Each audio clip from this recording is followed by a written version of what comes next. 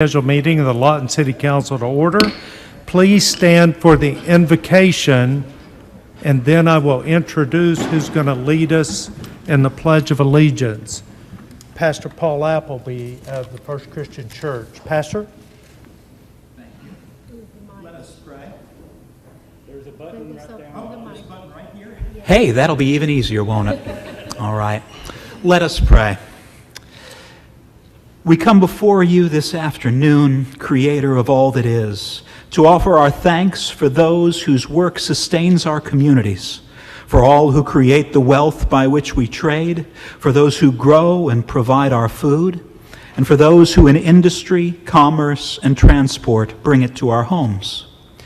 We thank you for those who day and night maintain the public services, for the police, for those who respond to emergencies, and for all whose work is in health, healing, and social care. Remind us this day that the true measure of the success of governance lies not in the opportunities it affords to the affluent and the connected, but in the kindness that it shows to those of its citizens who are least able to pay it back. To the very young, the aged, those experiencing ill health both physically and mentally, and those experiencing poverty and homelessness. May we remember that we as a community are only as well, only as healthy, and only as successful as such as these. Teach us to remember that all our lives depend upon the work of many minds and many hands, and we pray that we may live thankfully and in unity as members of one human family. Amen. Amen. Thank you, Pastor. We have a special treat. Yesterday during the Indigenous Peoples ceremony, a young lady did the Pledge of Allegiance to our flag in Comanche language. And Comanche has come today to lead us. She's going to do the pledge in the Comanche language, and then she's going to lead us in English. So please welcome Comanche. Comanche, it's all yours.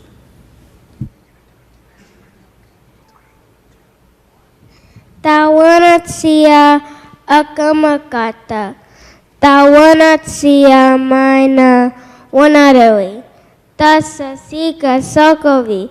Papa uana. Samahoye namipana ai naweku. Nahina nami haniku. Ta apa taramisuitaika.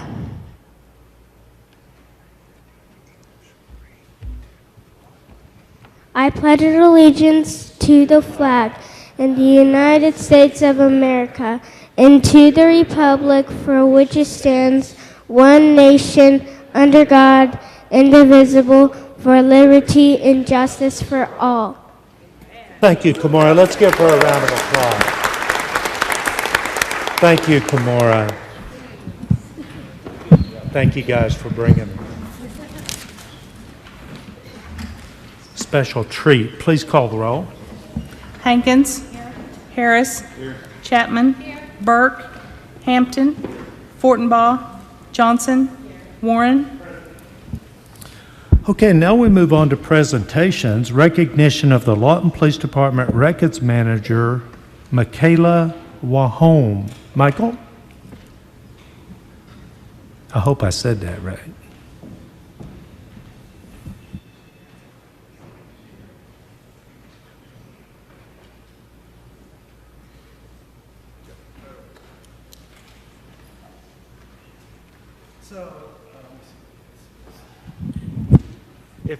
If you happen to be at the International Festival recently, you got to see Michelle take the oath of allegiance to the United States. She was sworn in as a citizen of the United States. That's a very moving and very touching ceremony. So Michelle, we wanted to recognize your efforts in the Records Management Department. I understand you're doing great work over there. Thank you for that. And we want to welcome you as a citizen to the United States, and thank you for everything that you're doing for our great city. So congratulations and good work. Thank you. I'll get you some.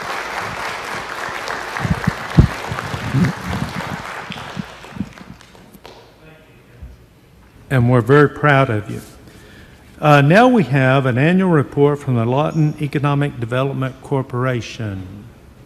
Brad.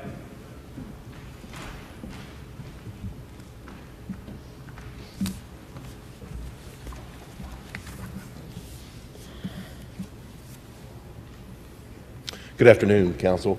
Good afternoon. It's a pleasure to be here again. As we get started, I just would like to reiterate how proud we are and how blessed we are that we have the relationship with you guys, that we've been able to work together quite a bit over the last year.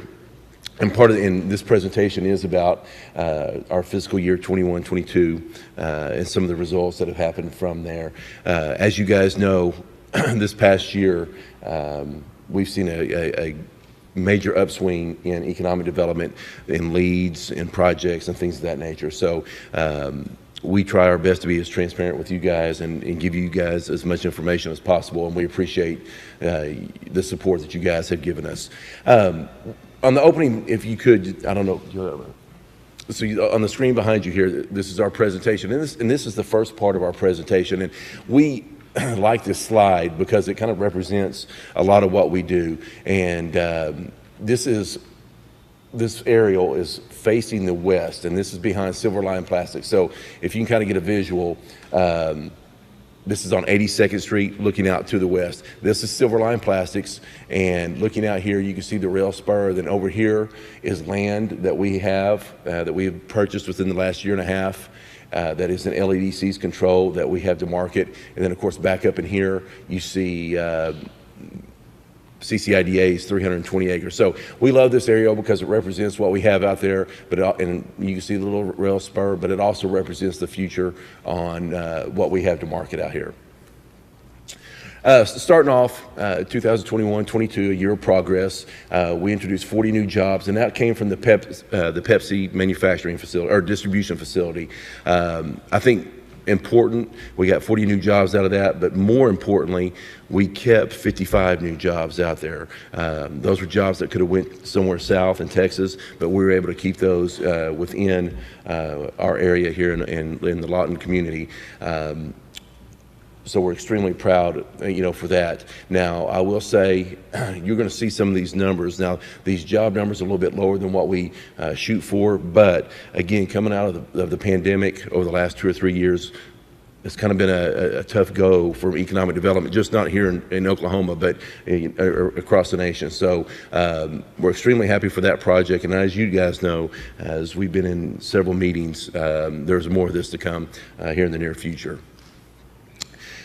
This is just a little slide of how, economic development grow, how we look at it. Land, labor, capital equals economic development. Just a little synopsis of what we feel economic development is.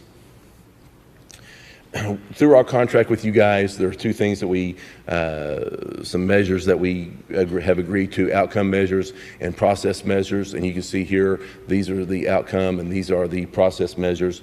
And I'm going to go into some slides that show those direct numbers associated with that. So these are the outcome measures. You can see these are located on this screen through 19 and 20, 2021, and then this year, 21, 22. We have 40 new jobs, as I mentioned earlier, an average wage of about $40,000 to $45,000 in average wages. Capital investment through last year was $10 million within the community, which increased the tax base of about $3 million. Now, I will say, starting in the year 2019, 2020, that started our new 5-year goals that we have with you guys, and you can see over here in the far left-hand column our 5-year goal with those. So we're sitting on track to meet those. Now, again, as you guys know, some of the discussions that we've had, we're hoping that these things happen and come to fruition, that the numbers that are going to be coming in the future are going to far surpass what our annual goal is. So we're excited about that.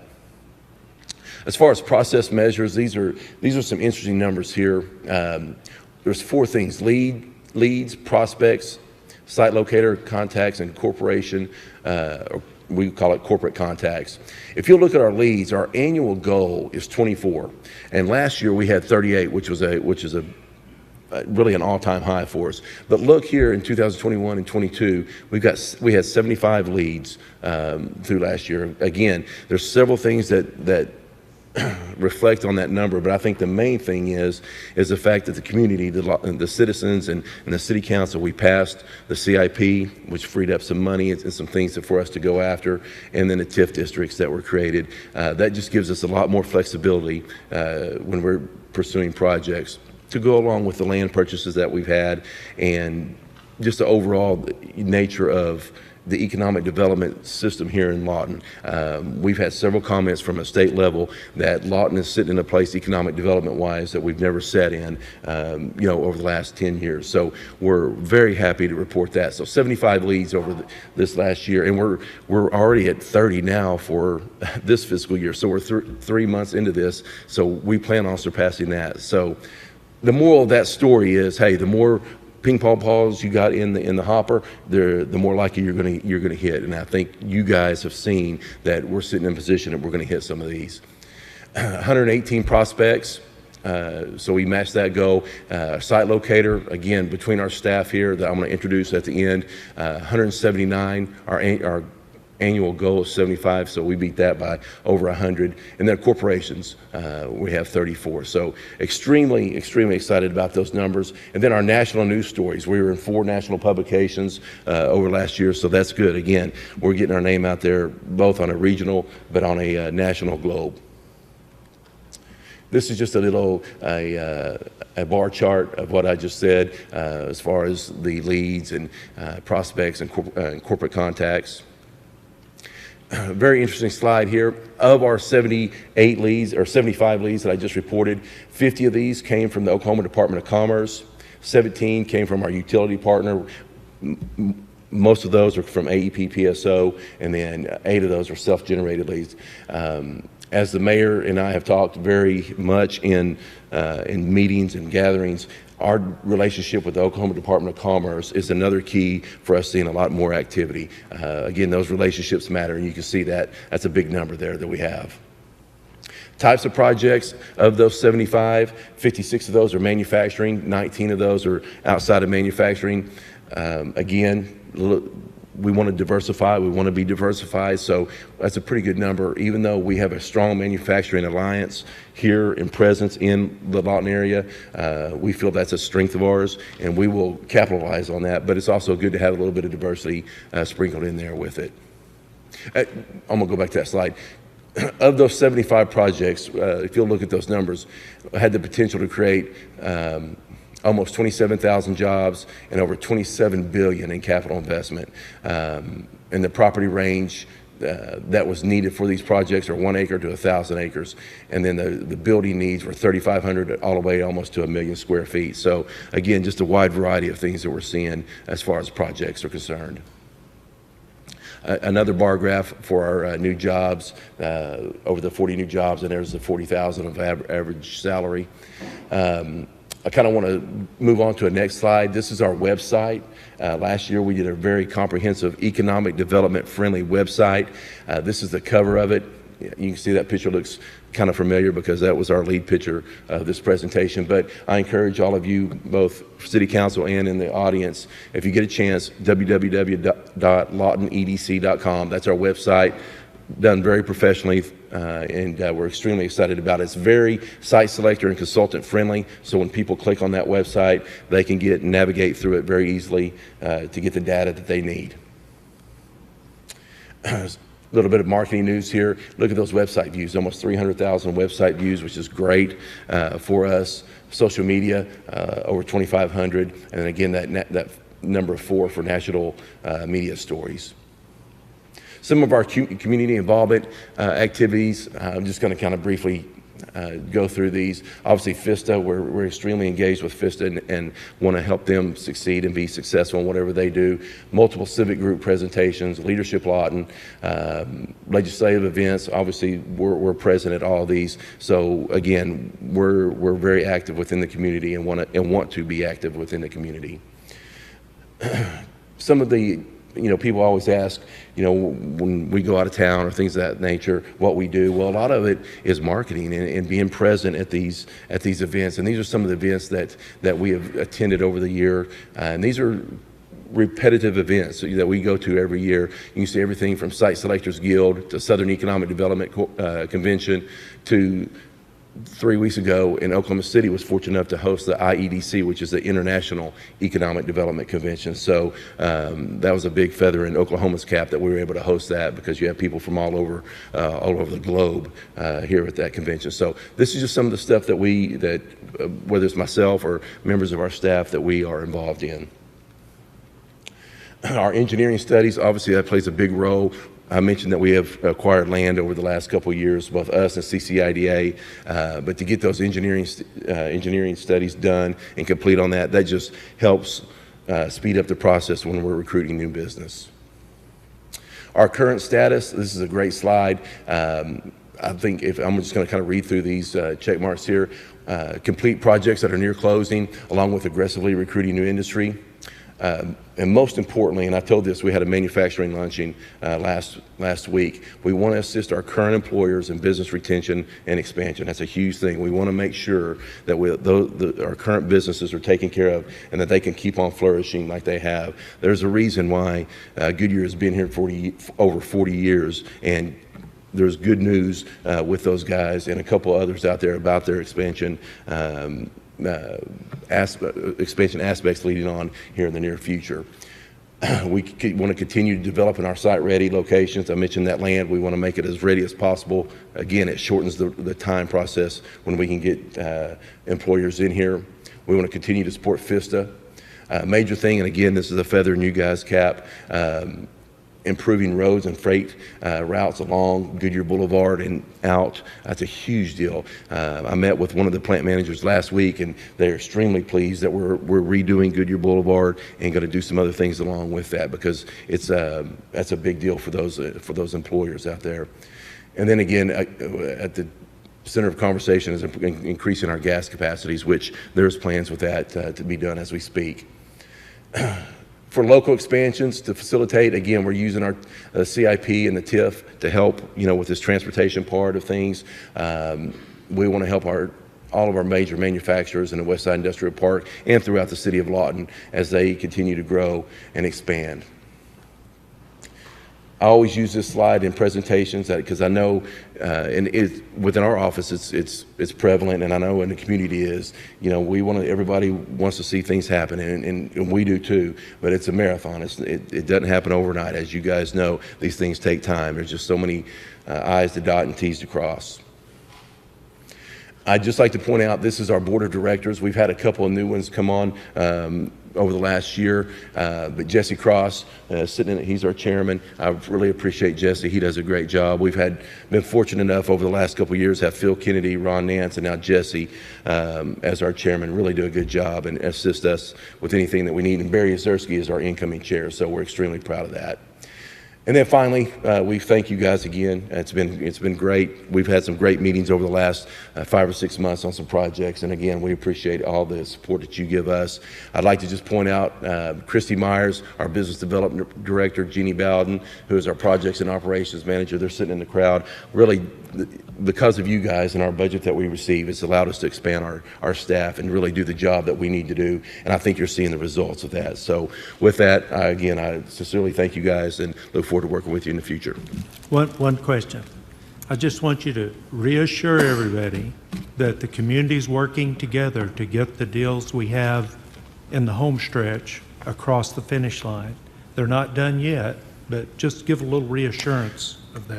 Yes. I mean, Thursday we have another one of these big projects. They're coming back into town, and within this meeting that we're having with them is our local entities, to include, the city and CCIDA. So one of the things that's been noticeable around the state, and again, I said there were several factors that have gone into some of the success and numbers that we've seen. It's because of the community aspect. I've always said the Lawton EDC does not sell economic development here in the community. Our community sells the community. And so when they see that everybody is in cohesion and on the same page and working in unity, that makes a huge difference, because believe me, when you're dealing with CEOs of companies, and they're very knowledgeable and very smart, and they can see right through people who are just, you know, blowing smoke, and people who are sincere. So when we present our package to them and we come together as a team, they can see that, and that goes a long way.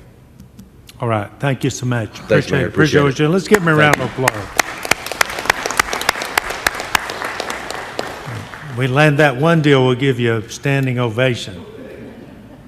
All right, now we're going to move on to some proclamations. If the White Cane Day folks will please come forward.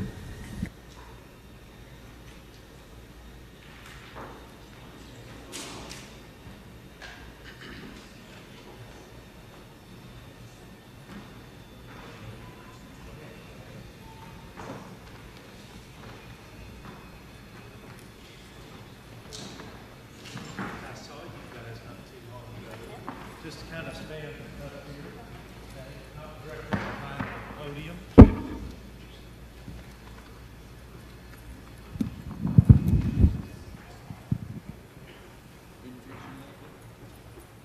Good looking crew. Is this on? All right. So what has it been, 2 weeks since we had the state convention? 3 weeks maybe? I hadn't used my fishing pole I bought. All right. And it was the second convention in 3 years or 4 years? Second convention. So we had the Oklahoma Council of the Blind Convention for the state of Oklahoma here in Lawton. They were so impressed from 4 years ago that they already brought it back here again. And I hope we impressed them again, did we? Yes. All right. And we had a lot of fun. And I bought a fishing pole I hadn't used. And I got fish in my backyard. It's crazy. All right. We appreciate all that Council for the Blind does, and serving on our Access Committee too. So we appreciate that. I think you have 3 members, right? Whereas the white cane is used by Lawton residents who are legally blind to allow them to navigate our city and access the public places, schools, and businesses. Whereas with proper training, people use the white cane can enjoy greater mobility and safety by determining the location of curbs, steps, uneven pavement, and other physical obstructions in their path. And whereas the white cane has opened the doors of opportunity to thousands of blind Oklahomans by enabling them to travel freely and independently in their communities. Whereas the white cane is now universally recognized as a symbol of blindness that improves the safety of blind pedestrians by alerting drivers when a visually impaired person is crossing a street, parking area, or other open areas to the public. Whereas Oklahoma law requires vehicle drivers to come to a full stop at least 15 feet away from a visually impaired pedestrian using a white cane or a dog guide, and take such precautions before proceeding as may be necessary to avoid an accident or injury to the person who is wholly or partially blind. Whereas to honor the many achievements of blind and visually impaired citizens and to recognize the white cane's significance in advancing independence, the United States Congress, by joint resolution approved October 6, 1964, has designated October 15th of each year as White Cane Safety Day. Now therefore I, Stan Booker, Mayor, City of Lawton, do hereby proclaim October 15th, 2022 as White Cane Safety Day in the City of Lawton, and urge all to observe this day by recognizing the significance of the white cane, both as a symbol of independence and a symbol impacting technology that enables Oklahoma residents with visual disabilities to participate more fully in the society and economic life of our state. Let's give these citizens a big round of applause.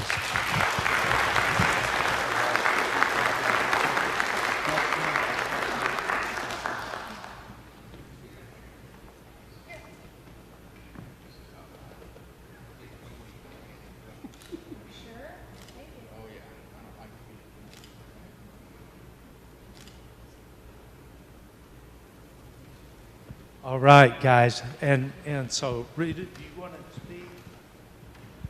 Okay, I mean, My name is Kay Love, and I'm the president of the Oklahoma Council of the Blind. And I want to thank everyone for allowing us to come today and to have this proclamation read, and hope that you will notice, if you see us out walking, that you will be glad to see us out walking and living independently and freely as everyone else does. all right, thank you, guys. Oh, okay, we got one more. So, yes, this is Debbie Hendricks, and I would just like to say I really want to thank the city of Lawton standing behind us in so many ways, with you guys, the council, the chamber, small businesses.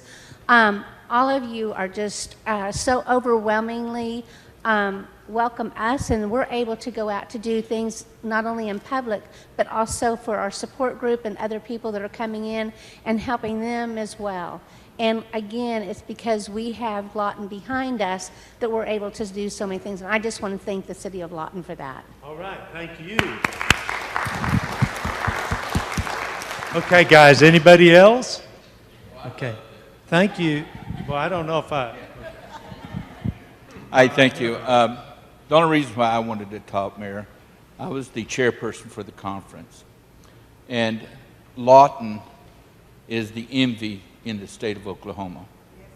We have individuals come from all parts of Oklahoma, north, east, and west, and they come here and they're amazed what Lawton, Oklahoma does to help the visually impaired, what support they give to the visually impaired. And the visually impaired work here in town and do things like counseling and everything else. People don't realize this. We have people working at jobs and everything else. And the support Lawton has given us, the transportation program, all the businesses have stepped up and say, can we help you?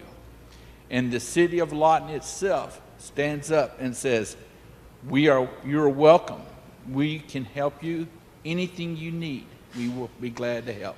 And I want to thank you and all the rest of the citizens in Lawton for this privilege. Thank you very much. one more reason we have a great community. Let's give them a round of applause. Thank you guys for coming. God bless you. Thank you. And so we also have a proclamation for Domestic Violence Awareness Month. Do we have somebody here to receive that?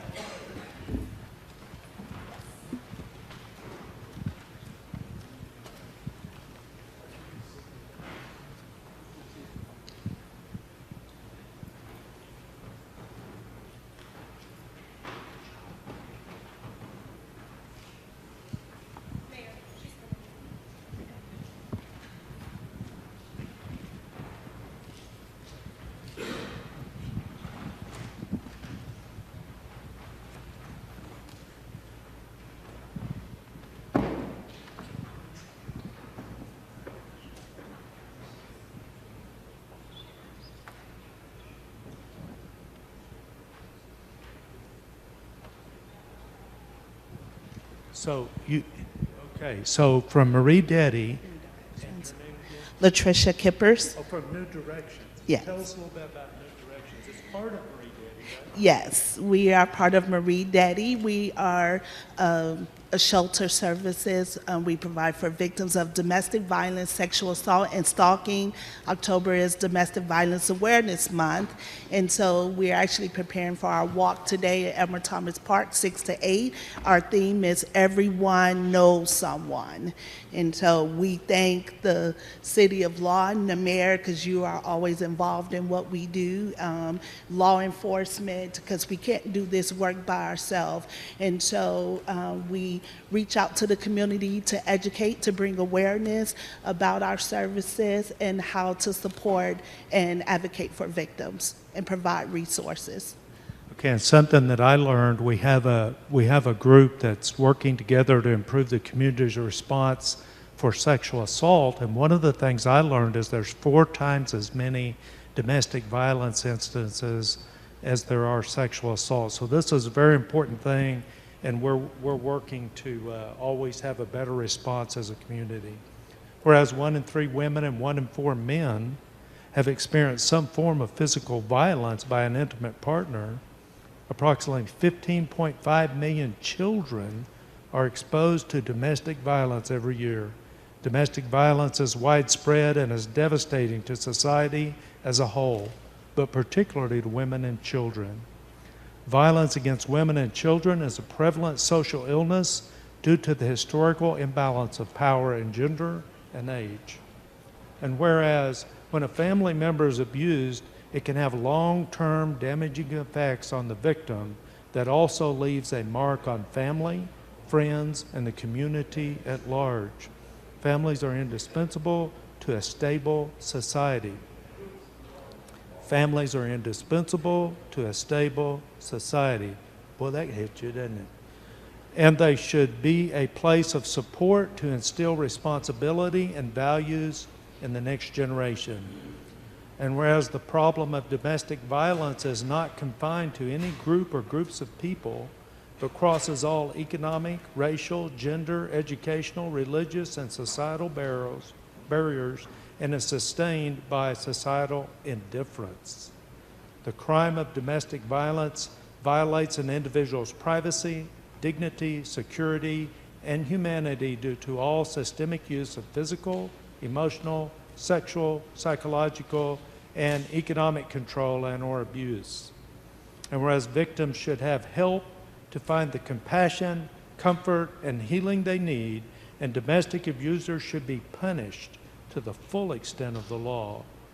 Victims of violence should have access to medical and legal services, counseling, transitional housing, and other supportive services so that they can escape the cycle of abuse.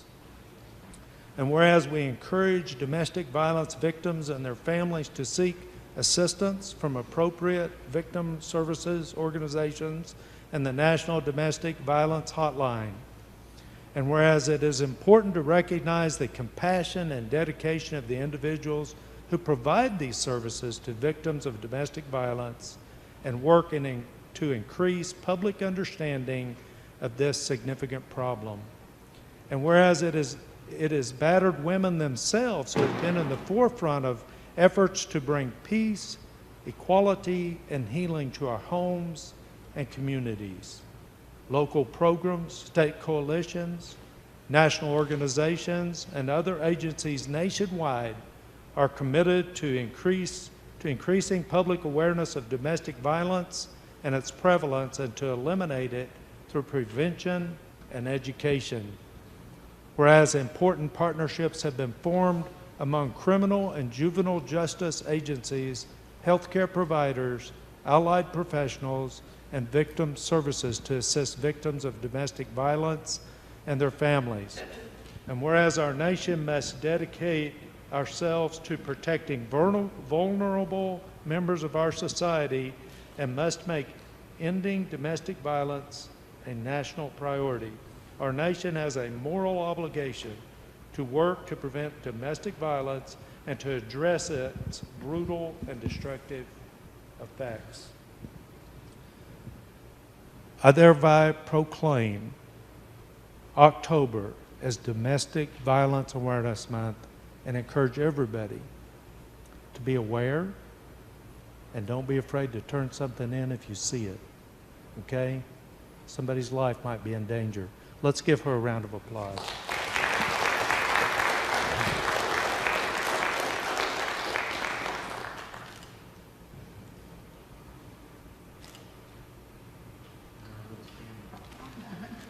Thank you so much. Do you want to say anything else?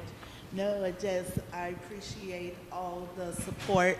I appreciate all the support that we get at Marie Daddy New Directions. Like I said, it takes a community, and we can't do this work by ourselves. And so if you're interested in knowing more information, reach out to us at mariedaddy.com. Also, you can call our hotline number at 357-2500. Just look at find us on Facebook. Just reach out, and we will be glad to do presentations, provide information, whatever we can do to help victims.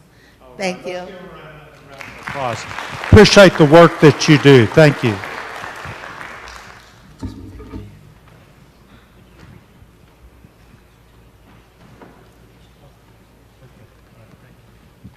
Okay, so here we have Red Ribbon Week. And I think we have the Wichita Mountain Preservation Network, right? She just told me to hold it closer to my mouth, and I already forgot.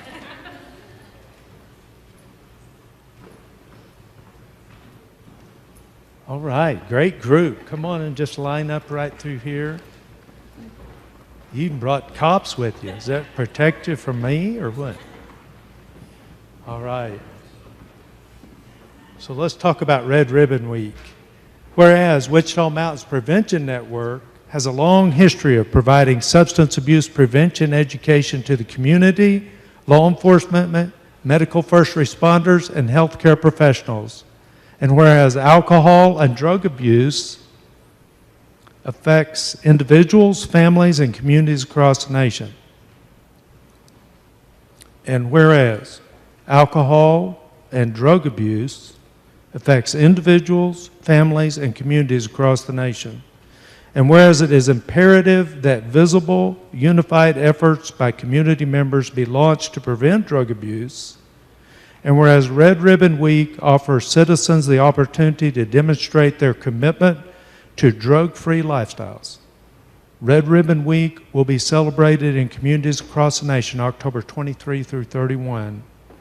And whereas businesses, government, law enforcement, media, healthcare providers, religious institutions, schools, and other community-based organizations will demonstrate their commitment to healthy, drug-free lifestyles by wearing red ribbons and participating in drug prevention activities.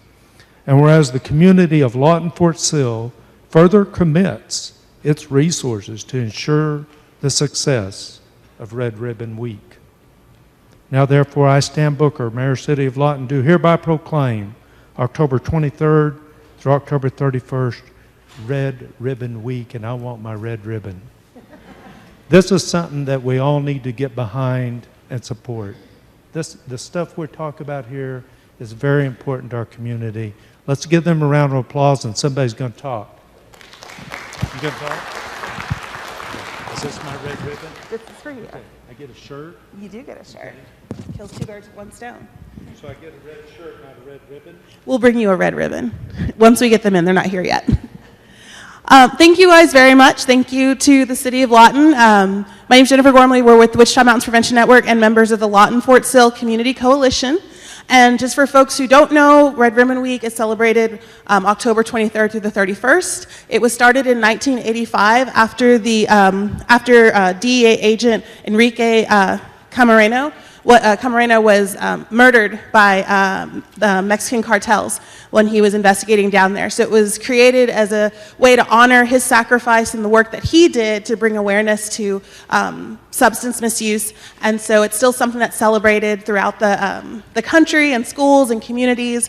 And we just appreciate Lawton joining our other communities in Comanche County to proclaim Red Ribbon Week and make sure that, you know, folks and the kids especially know that we're behind them in this struggle, in this fight. All right, let's give it a round of applause. Think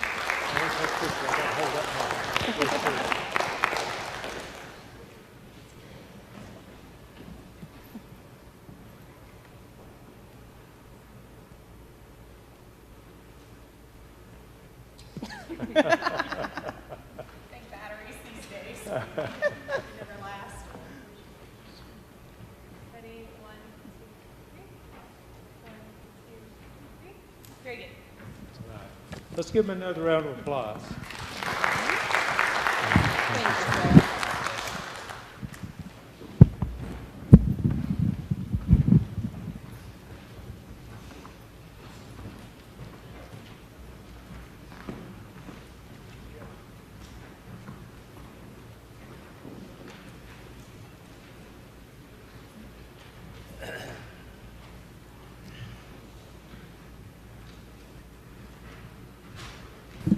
Okay, now we move on to reports by the mayor and city council. And first thing I want to say is in reference to substance abuse, On November the 16th, from 1 to 5, in the banquet hall downstairs, we'll be holding a forum on homelessness.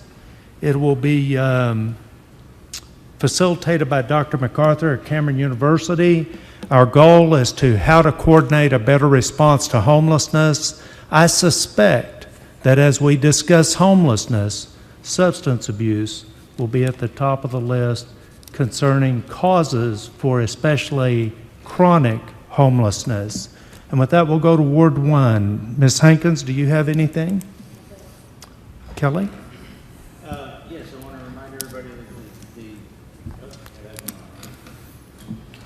want to remind everybody that our Parks Review plan is coming up soon, and invite everybody to come and talk about their favorite parks. All right, thank you. Ms. Chapman, no? Mr. Hampton? Thank you, Mayor. Yeah, the 20th, Thursday the 20th is our Parks Review also. Those in Ward 5, please get involved. We have some really, really nice parks in Ward 5 that we probably need your input on. So that's at 5:30 in the evening before dinner on Thursday. And I wanted to say, when Lena was up here, they were talking about the team effort that we have here, and certainly Team Lawton, I think, is a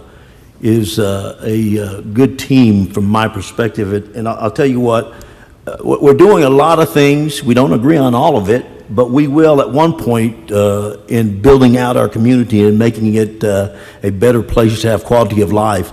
But also on the other end, somebody said one time, the poor will be with you always. And poor can mean a lot of different things. And I think that a full-rounded community not only builds out and does things for the future, but also they look out for the poor.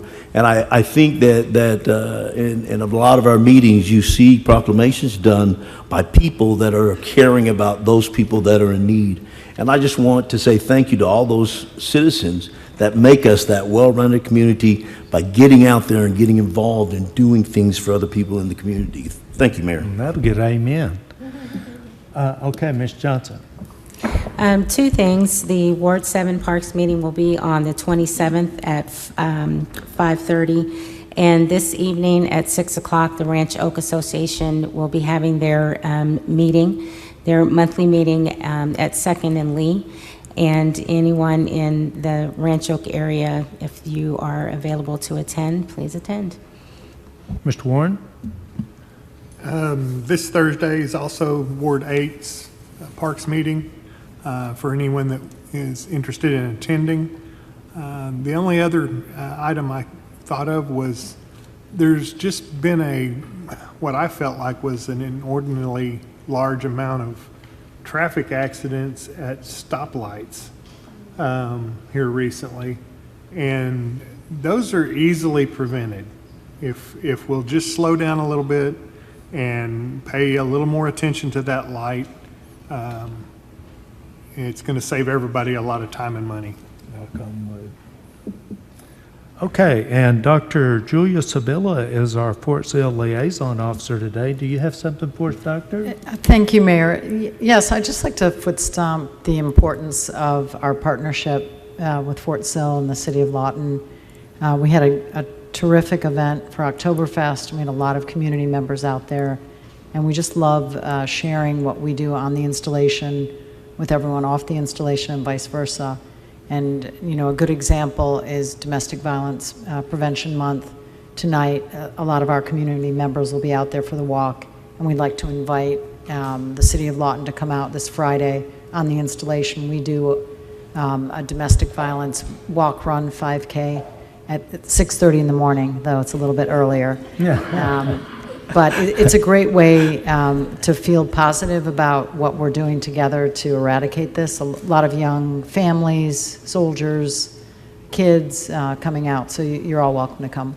So All right, thank you. wonderful. Thank you so much. And with that, we move on to audience participation. Anyone having an item of business to present to the City Council that does not appear on the agenda, please come forward at this time. Patty, I think you were up first.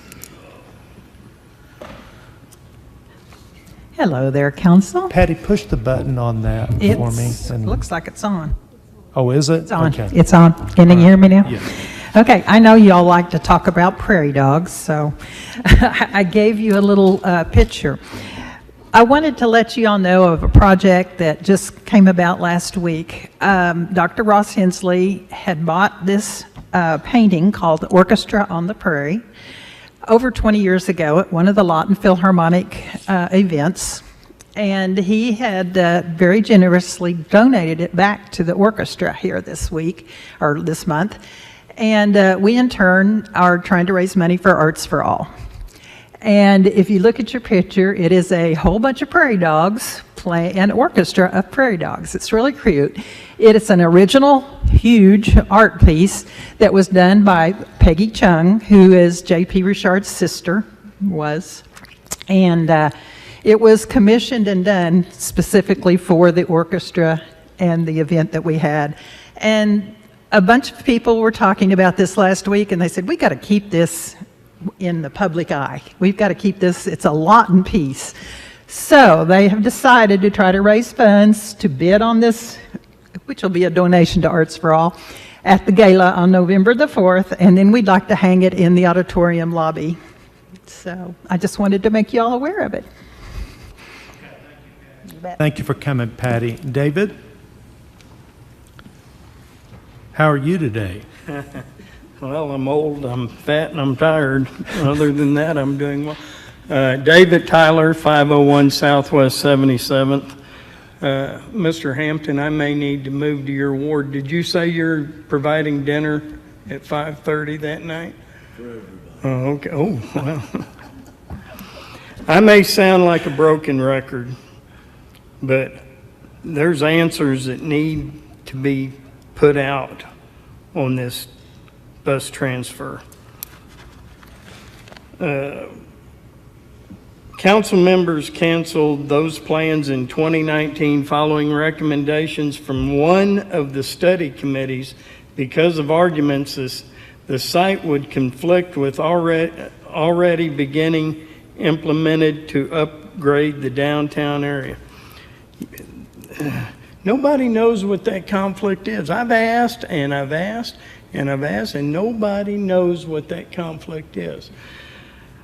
A lot of reasons have been given in the beginning for why not to put it at 4th and A, and none of them held water. They disappeared like diesel fumes in the Oklahoma wind. And I didn't coordinate with the pastor, but the pastor's right. I'm up here not because the bus affects me. It's because I've been blessed to be able to help others. And pushing those people down to Railroad Street is wrong. I know there's a meeting Tuesday, and I plan on being there because I have a lot more to bring up.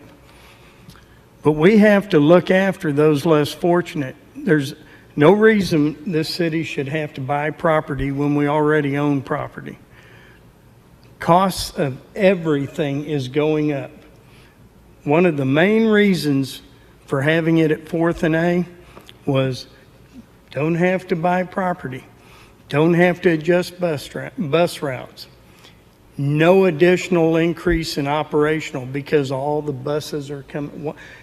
You push everything down there, everything goes up. Purchasing property that we don't need.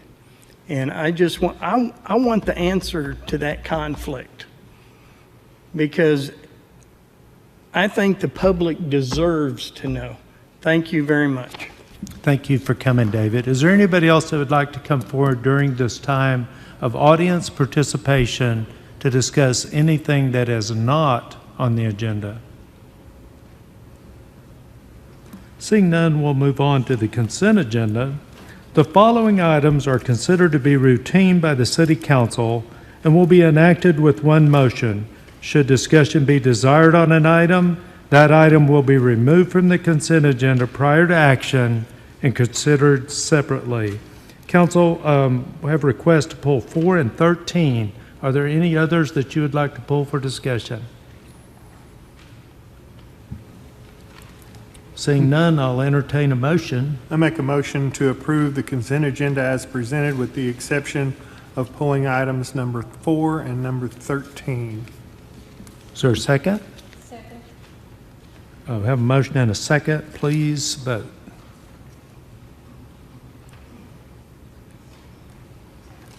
Motion carries 6-0. Moving us to item number 4. Consider approving an amendment to Council Policy 1-6, Council Rules of Procedure, by adding a 3-minute time limit for each time a council member is recognized by the presiding officer and limiting the use of all electronic devices at the dais during council meetings. Council, I pulled this and I'm very much in support of it. But there's just one little issue, and let me get to that page if you don't mind. It's on page 5 of 12. And the challenge is going to be if we're in a Q&A with somebody, it could easily last more than 3 minutes. And the other time is I think the presiding officer needs a little bit of discretion in applying it. So I don't know exactly how to word that, but I do have a lawyer sitting next to me, and he could probably figure that out. Would the council entertain those changes?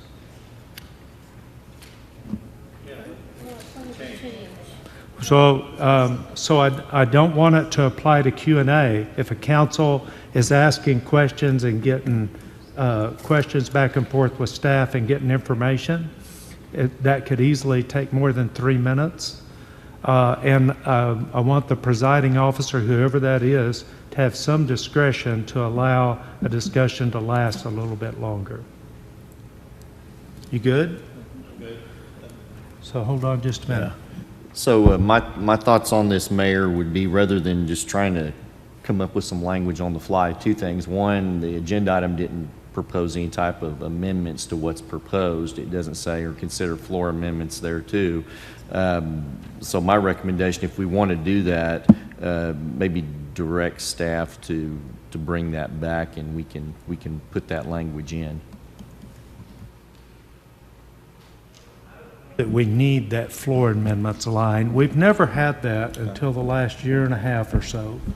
I don't see why we can't make amendments. When it says consider approving the amendment, we're approving it subject to these items. We've always done that. Am I wrong, Councilman Warren? You've been around longer than anybody. I don't know of maybe ordinances. There might be an issue with ordinances, trying to change them on the fly, but I think, resolutions and So I've even seen ordinances, and I remember one when certain council members made the attorney read the entire ordinance after they made an amendment. So even that's happened. Nevertheless, if we want to table it and make those, I'm fine with that as well. And I certainly agree with the use of the cell phone for city business while the council meeting's going on. And just so I'm clear, and I don't mean to put a stop in the process, the position came from that about a year or so ago involving City of Norman when they were doing their budget, and that may be where it might be distinguishable, but City of Norman amended what they proposed for their budget at the council meeting, and the agenda item didn't specify allow for floor amendments, and that was challenged by a group, and as a result of that, the Oklahoma Supreme Court came back and said, yeah, that was an issue. It was a violation of the Open Meetings Act by not having a provision that allowed for floor amendments in the agenda item. Mayor. What we need to do is have a council policy that it's written in every agenda item then to floor amendments. Yes, May I?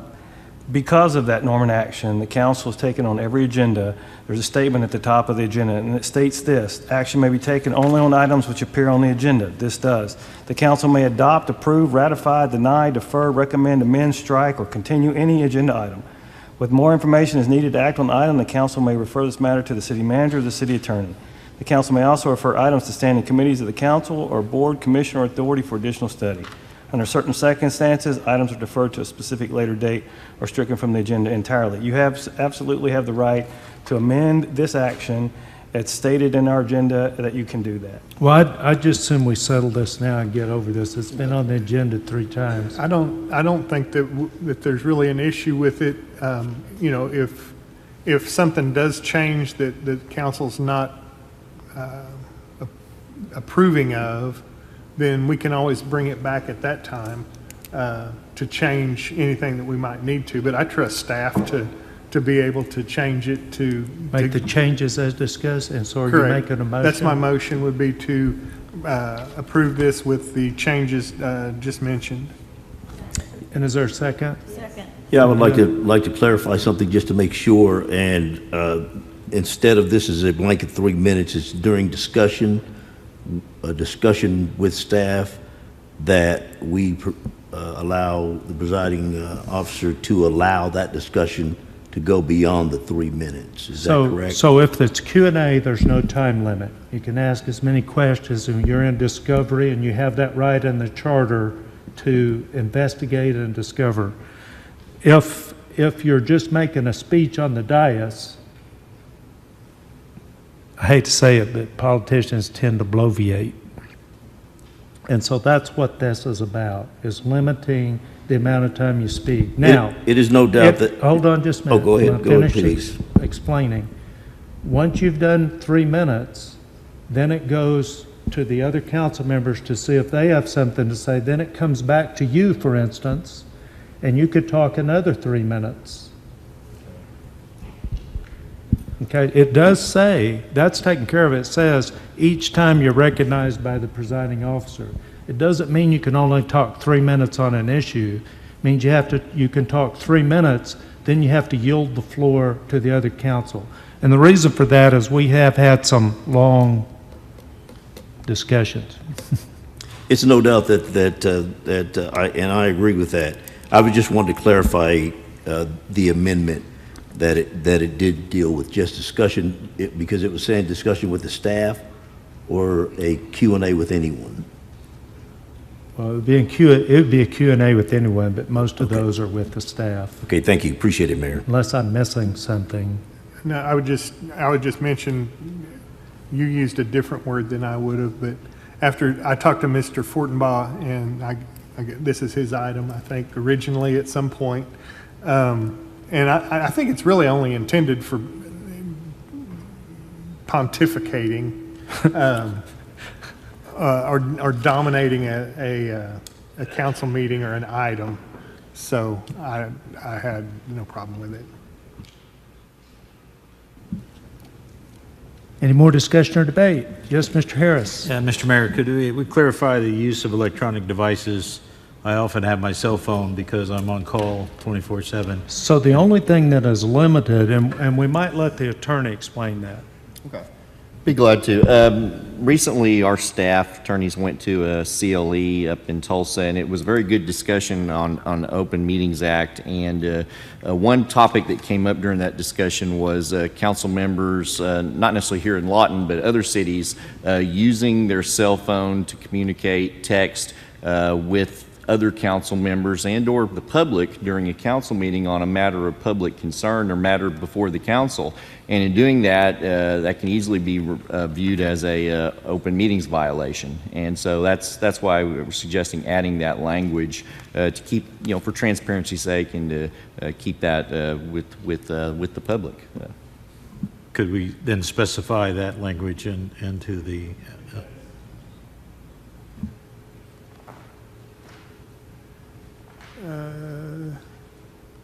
Just a second, I'll find it.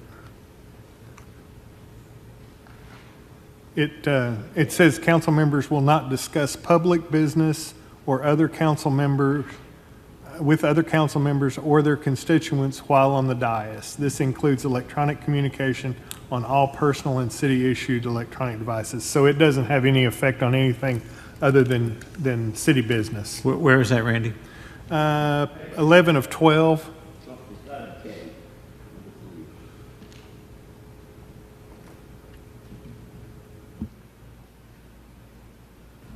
I'm good then. We have a motion on the floor and a second. Is there any further discussion or debate? Please vote. Motion carries 6-0. And item number 13, I'm going to move that as a companion item with item number 21 and deal with it at that time. And that'll bring us up to business items. Number 17, hold a public hearing to consider a change of zoning from the R3 multifamily dwelling district to the C5 general commercial district zoning classification, subject to the conditions of adding the required tree buffer and opaque screening for the property located at 1503 Northwest Sheridan Road, Lawton, Oklahoma, 73505. Cameron. Good afternoon, Mayor, Council. This is a rezoning request from R3 multifamily dwelling to C5 general commercial dwelling at the location off of Sheridan Road, just north of Cash Road.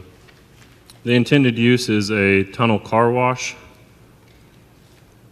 The current zoning is R3 with the surrounding zonings as R3 to the north and east and C5 to the south and west.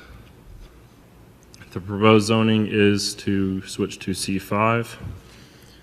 There were two commercial buildings at the address of 1503 and 1505 Northwest Sheridan that were demoed in 2003. There were 5 residential houses demoed on the same block in 2004, and the current land use is commercial. This was sent to everyone within 300 feet on September 19th and posted in the Lawton Constitution on September 25th.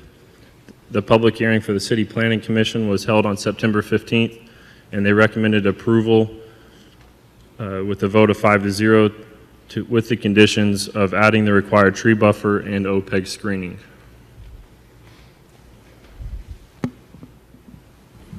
You guys have any questions of Cameron before I open the public hearing? Seeing none, I'll open the public hearing. Anybody wishing to speak on this item, please come forward at this time. Seeing none, I will close the public hearing. Do we have a motion? And this is an ordinance. Move to approve the ordinance, waive the reading of the ordinance, read the title only. Okay, I have a motion and a second. Please read the title. An ordinance changing the existing zoning classification from R3 multiple family dwelling district to C5 general commercial district zoning classification on the tract of land which is hereinafter more particularly described in section 1 hereof, authorizing changes to be made upon the official zoning map in accordance with this ordinance. Discussion or debate? Please vote. And the motion carries 6-1. Oh, wait a minute. It was one abstention. Mr. Harris, state your abstention. I own land abutting this property. Okay, thank you very much. You good? We're good. Okay. All right. Motion carries. Item number 18, consider accepting a proposal from Eversash LP DBA Old Home Rescue in response to RFP CL 23001 Highland Cemetery Entrance Arch Masonry Restoration in the amount of $139,058.20 and authorizing the mayor and city clerk to execute the contract. Christine. Good afternoon. If you remember, this was an item from the last council meeting. It was a 4-1 vote, and so we needed 5 for it to pass. So it was automatically brought back to this meeting. This is for the cemetery Highland Cemetery arch repairs. The stone entrance right there off of 11th Street. We received 4 bids. 3 were from 3 different entities with the same owner, and then the 1 bid from Eversash. Staff recommends Eversash because they've had more recent work done involved in historical structures. The other companies did also have historical work, but it's been about 20 years since they've done such work. So staff went with the people who were more current. Okay, and I think we do have a speaker on this item, Morgan Reinert. Morgan? And you old home rescue, Yes, I correct? do. Okay, that sounds like a TV show. We have had a TV show. So we had an HGTV pilot a few years ago. So I just wanted to come up today and open the floor for any questions that you guys might have about our process and proposal. So questions? Yeah, could you explain the process? Because a lot of my constituents, that's in my ward, a lot of constituents have asked what's going to happen. Yeah, absolutely. So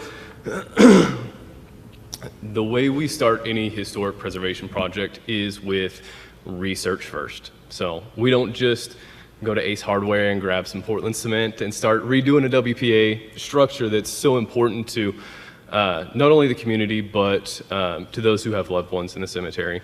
Our process is going to start with a historic mortar analysis, which means that we're going to take multiple samples from the arch.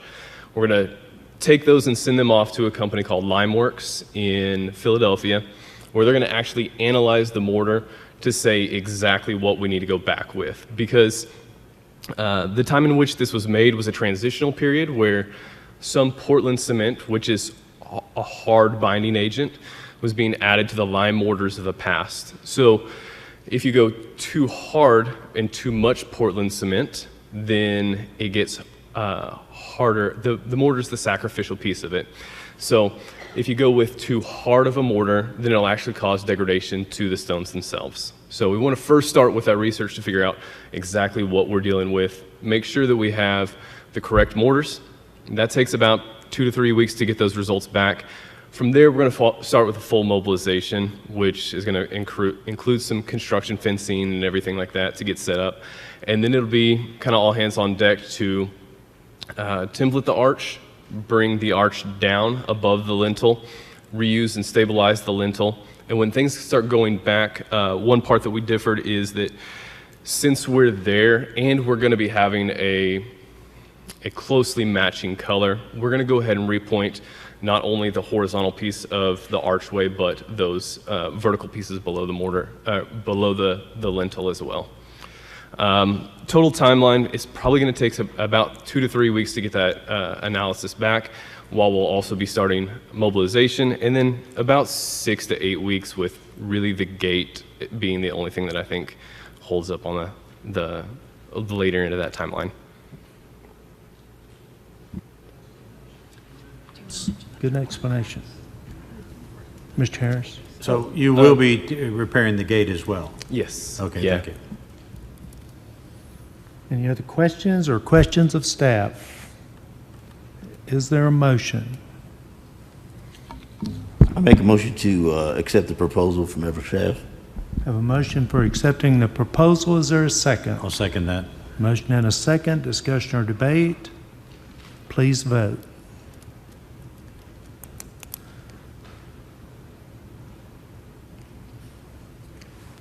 Did we lose somebody? Oh, there it is, 6-0. Motion carries. That moves us on to item number, I kind of feel like we ought to applaud on that one, but maybe we shouldn't. We've been struggling getting there. Item 19. It's not done yet, approving Mayor, a just hold on. resolution.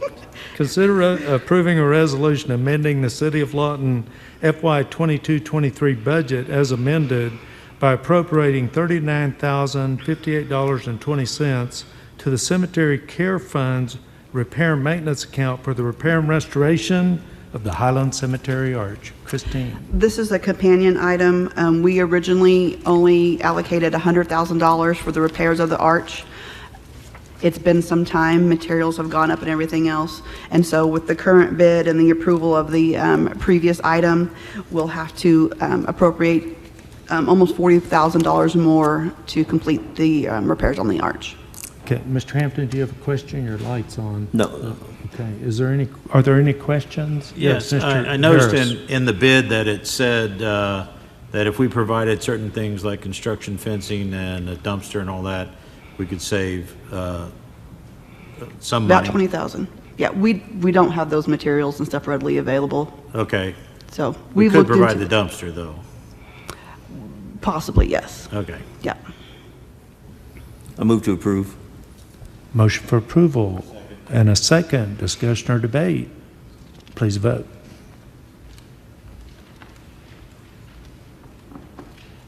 And motion carries 6-0. Number 20, consider directing staff to prepare and offer current lake tenants residing in Schoolhouse Slough, Inc. as leasees an option to extend their leases via lease extension with the City of Lawton beginning January 1st, 2023. Dwayne. Mayor, Council, this is an item for basically to allow staff to put together a lease agreement for those existing tenants that are currently residing in the Schoolhouse Slough area. Our concessionaire out there's lease will be expiring December the 31st, and as we draw to the end or the conclusion of the Lakes Master Plan, we're waiting on that document to come back so that we can identify what the plan for the city will be going forward, and we'll bring something back to you. But this would allow us, legal department, to put together a lease. We could offer that to those tenants during the interim period while we put together a plan on how we want to move forward. These are one-year leases? Well, their lease will expire on the 31st with the existing concessionaire. So the timeline that we're looking at would be like 4 to 6 months with an option to extend if we are still going through that process. I see. Questions? Mr. Burke, will we be raising the rates at that time? At which time? Such time that would they sign a new lease? What we're proposing would be to extend the current leases that they have, and then once we get the plan together as far as what it looks like in the future, that'll be a council call. Well, I had a question too. Yes, sir. If I could. I'm not a boating kind of guy, so I don't really know a whole lot about out there. But I do know there's boathouses and then some trailer houses, right? And this is for the boathouses or trailer houses, or? Well, the boathouses are operated by the City of Lawton. I think there are still a couple of boathouses that are included in the concession, but this is mainly all the campgrounds around the concessionaire at Schoolhouse Slough. Okay, thank you very much. Motion? Move to approve. Second. Motion for approval and a second. Discussion or debate? Do you have something else for us? Okay, please vote. Motion carries 6-0. Item number 21, we'll deal with 13th last. Receive an update on the internal processes and procedures of the Planning, License, and Permits Division. Further discuss consideration factors and timelines associated with the issues of various permits and licenses. Direct staff to take action as council deems appropriate. Janet. Good afternoon, Mayor and Council. Thank you for this opportunity to present to you some of the successes that we have had this year from planning and license and permitting, as well as inspection services. I have some of our illustrious staff seated here with me. We've got Cameron Good, one of our planners. We have Charlotte Brown, who is newly senior planner, but is still in license and permits. And also Maddie Ost, and she is in our license and permitting office. I also would like to point out that we have a lot of staff who are not here. Our inspectors, of course, are out doing inspections as they typically do. I have prepared a document for you with just some statistics that I'd like for you to be aware of. As I was putting these numbers together, I was astounded at how much we have accomplished. And this is from last year, from October 1st through September 30 of this year. And I would like to point out that we have so much experience in our inspection staff. We probably have 20 years that each of those inspectors brings to the city, whether that's building, electrical, mechanical, or plumbing. And then also Charlotte brings 14 years experience in planning and license and permitting now. And then I say she's trying to train the rest of us because we only have about a year, most of us, under our belts at this point. But I'd like to point out for you that last year we actually did over 4,700 inspections. And this was carried out from our chief inspector to our building inspectors, as I said, electrical, mechanical, and plumbing. It's all coordinated through our license and permitting staff, and Maddie represents them. I'll skip ahead and kind of go to some other things, but we probably have about 90 phone calls every day that come into license and permitting, and we have 2 admin staff that answer those calls. We've also routed some of those through planning to try and take care of our customer base, whether they're our residents or whether they're our contractors or vendors. But last year, we also issued almost 1,300 permits for remodels, fences, signs, new construction. We also had 32 voluntary D&Ds that came to you and that you approved for those. We actually had a voluntary compliance of over 30. Those were also for decks, sidewalks, patios, retaining walls, storm shelters. Again, all of these things are coordinated through license and permits. The valuation is what I think is very interesting. If you look at 2019, those projects that I've just listed for you that we issued permits for, there was a value of $33.6 million worth of remodeling and rehab into our economy, into our homes. In 2020, that increased to $43 million. In 2021, it jumped to $72.6 million of permitting that went through the city for increasing the value of property across the city. And in 2022, we saw a slight decrease in that, but it went down to $61 million. That is a lot of money that is coming into our city. And I think it's important to know that our residents, our citizens are contributing and investing. We had over 500 business licenses that were issued in that 12-month period for circuses, for daycares, food trucks, food establishments, mixed beverage licenses for restaurant, liquor stores, beer and wine licenses, tattoo parlors, door-to-door vendors. Of course, medical marijuana dispensaries did not really come in until later that year, but we have over 120 of those that are permitted through our business licensing. We also had 57 permits for demolition of D&D, our dangerous and dilapidated structures. Now, these were the internal operation that we coordinated through neighborhood services with our license and permitting. And this requires that we go through, work with the utility companies, our electric company, our gas company that are outside of the city, as well as our water and sanitary wastewater, our sanitary water through our public utilities. So we had 57 of those that were issued. We also do something for our vendors, actually for our trades, our electrical, mechanical, HVAC, and construction companies. We had over 1,000 invoices that were generated for permits that they needed for putting in hot water heaters or HVAC units or a multitude of other things that they might have done. We also issued 120 certificates of occupancy for medical marijuana businesses, and that was just in the last 6 months or so, I will say. 120 of those we coordinated through license and permitting.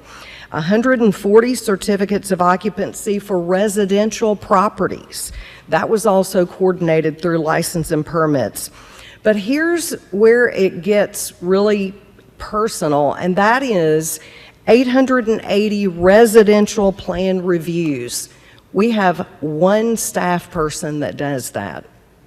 He's been with us for 9 years, and in 1 year, he conducted 880 residential plan reviews for either new construction, remodels, demos, driveways, fences, revocable permits, and signs. I think that's pretty astounding to know that we've had that much business come through license and permits. But here's another thing that and I'm going to give Charlotte credit here on this. She is our commercial plan reviewer. She reviewed over 400 plan reviews last year for new construction, for remodels, for change of use. If a retail establishment wanted to change use to a restaurant, that comes through Charlotte. Whether that's alley cuts, parking lots, fire suppression, it is coordinated through license and permits. So I hope by now you are getting the picture of how dedicated and committed our staff is to seeing these projects through from beginning to end. Something that you've also heard about are our broadband infrastructure improvements. I'm not sure if you know, we've had $100 million of infrastructure improvements through Blue Peak, through Dobson, Fidelity, and AT&T. A lot of these things coordinate initially through our planning department, but they route through license and permitting departments.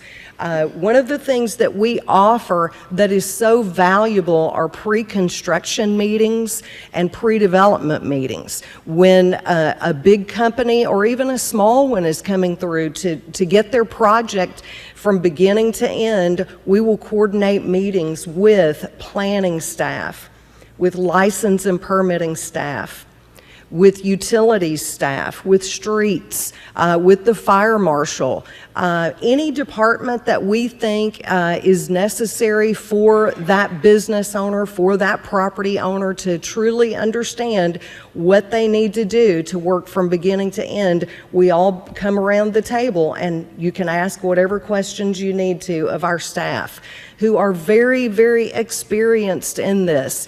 I have witnessed meetings where we had a problem coming in. By the time we get to the end of the meeting, it's all settled and everybody knows exactly what they need to do to make this project happen. I want you to also know that license and permits coordinates with other city departments. We coordinate with LATs. One of the things that we do is we sell bus passes for LATs from our license and permitting office, from those two admin staff who stand there and greet you as soon as you walk through those doors. That is where a lot of these business transactions occur, is right there at the window at the front. So we assist LATs in selling their bus passes for their riders.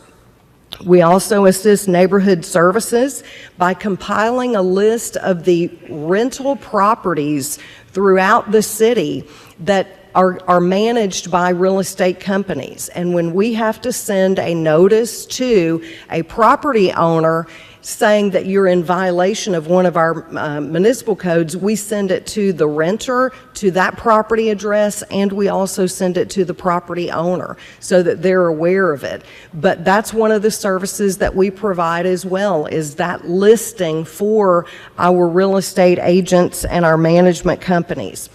License and permits also assists revenue services. We sell water meters. Of all things, we sell water meters to our residents.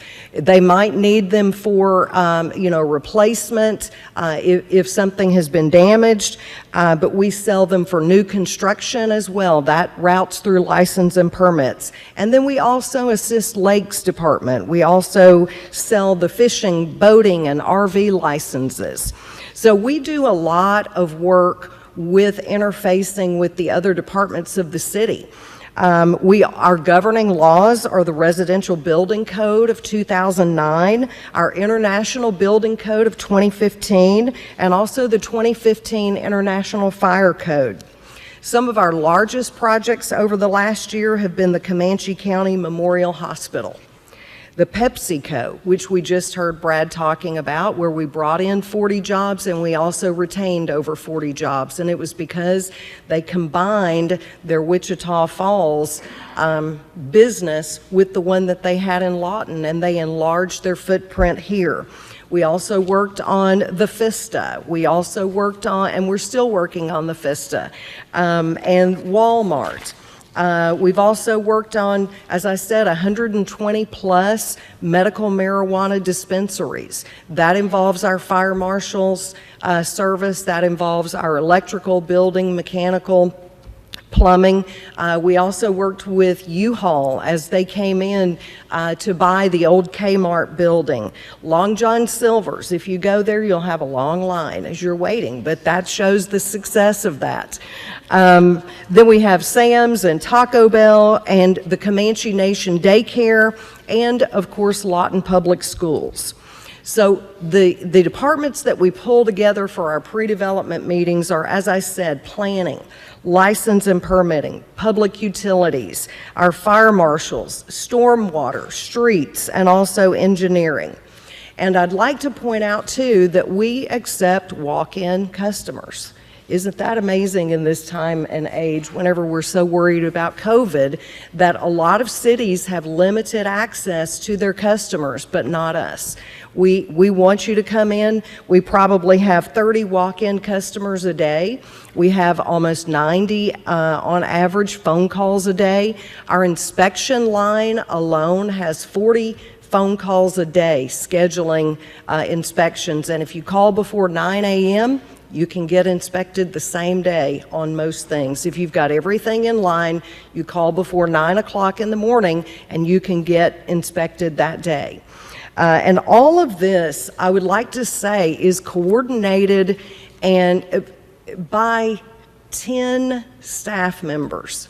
Can you imagine 10 of your city employees that carry the load of this amount of work for the last year? They have been so productive, they are so committed, they are so dedicated, and they've taken vacations, and they've taken sick days, and we've had holidays in there. So as you're looking at all of the success stories that we have, we know that we have had some negatives there too. But if you put it in context of all of the productivity that we've had, because we also coordinate with the State Department of Health, we have to withdraw permits from restaurants that are out of compliance with the state. We also have to withdraw permits from establishments that are violating ABLE laws.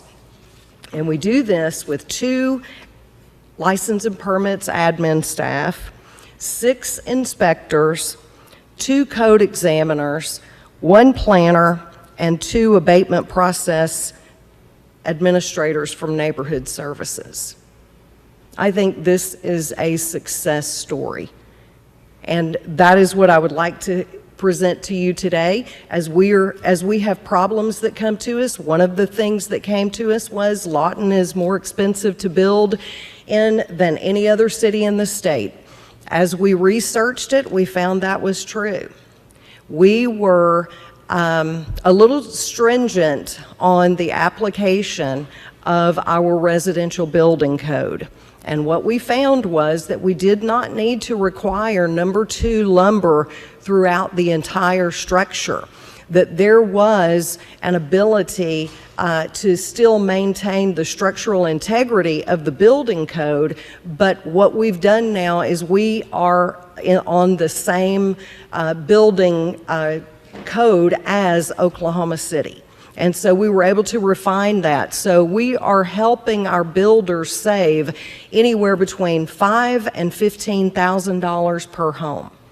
And that was reported to me. We have also revised our internal reviews. So if there are no issues there, we run on a 30-day time period, but that's 30 business days because we don't work on the weekend. So that really is about a 6-week time frame. Most things get through a lot faster than that. We also made some revisions to our temporary power pole safety requirements. We've also worked more efficiently with our stop work orders that sometimes we do have to issue. If we find that someone is doing work and they don't have the permits for that, we have to issue those stop work orders, and that does happen infrequently, but it does, and we try to work with that business owner to get back up and running and get into compliance with us. So where we find that there's non-compliance or incompliance, we work to help build compliance. We're not looking for a way to say no, we're looking for a way to say yes. And I'd like to commend our staff today for their exemplary work, and I hope that you see that in these numbers, and I am here to answer your questions. I do have some questions. That was a good report, by the way. Thank you. And I do think we're getting better. Right after you got here, there was a meeting with a national builder that was raised locally, and his report wasn't that, his comparison wasn't near what you reported today. So I commend you and your staff on what you're doing. I've been writing notes, and I'm going to be jumping around, and I apologize. You used the word we're too stringent on building codes. How did you say that?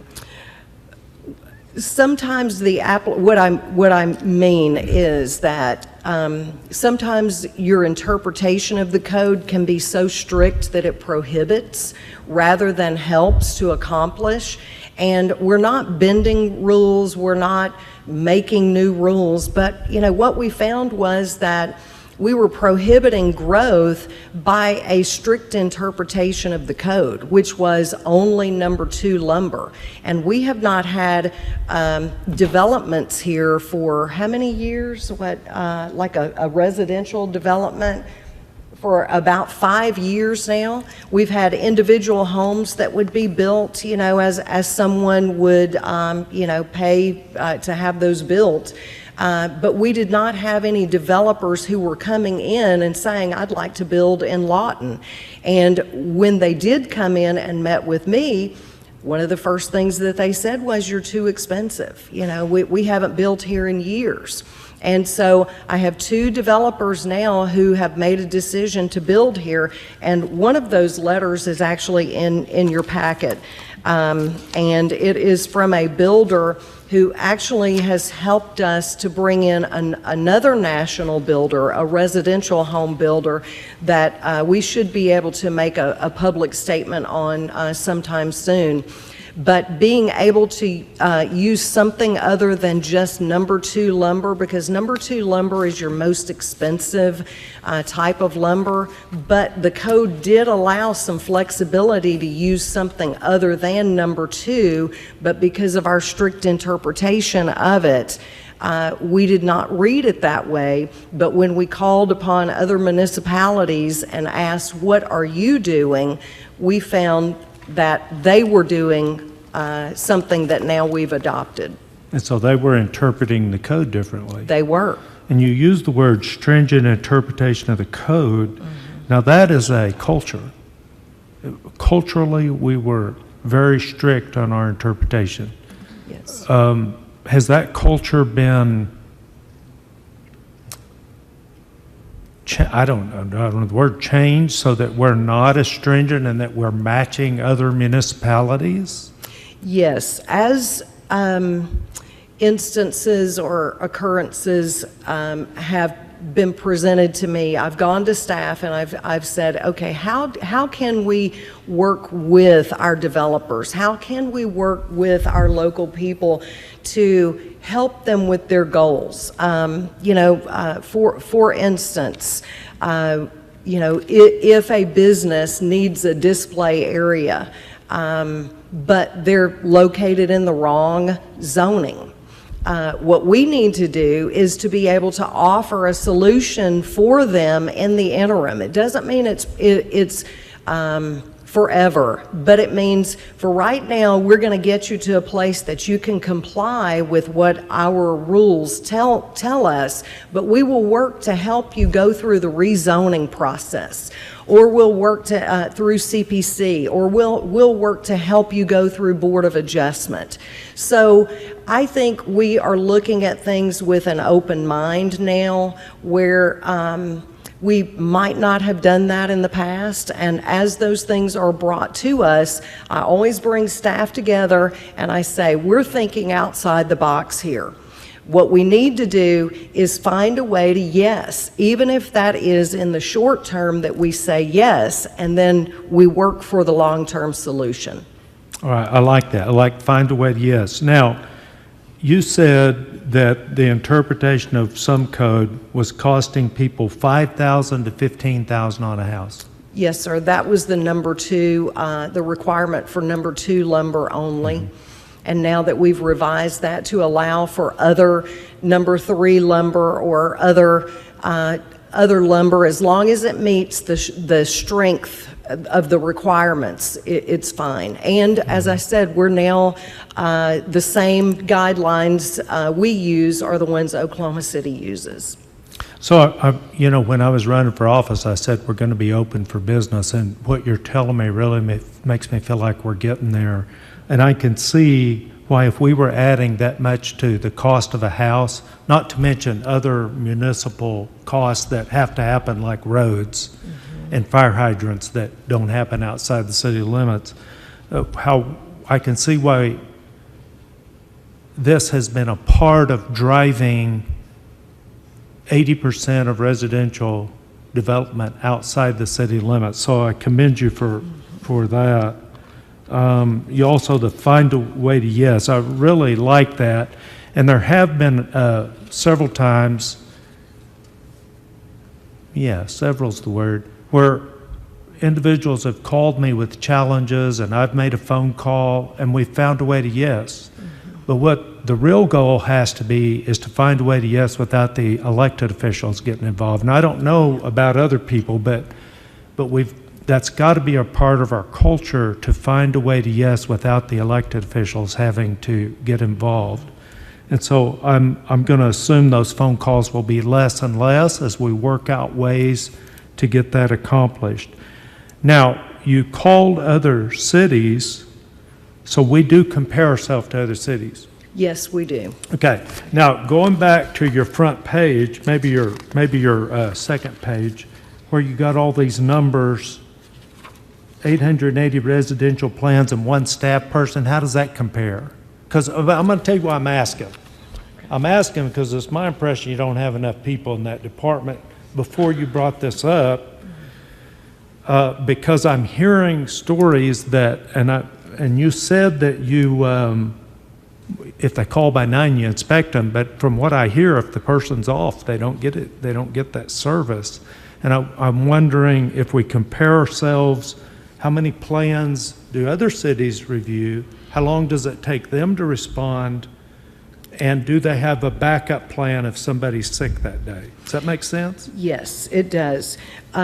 Currently, we do not have an electronic submissions portal, but we are working on that. You know, with the InterGov system, it will probably take another year before that's actually implemented, because we have to make that system ours, and how our processes are, and what our ordinances say. It needs to reflect that.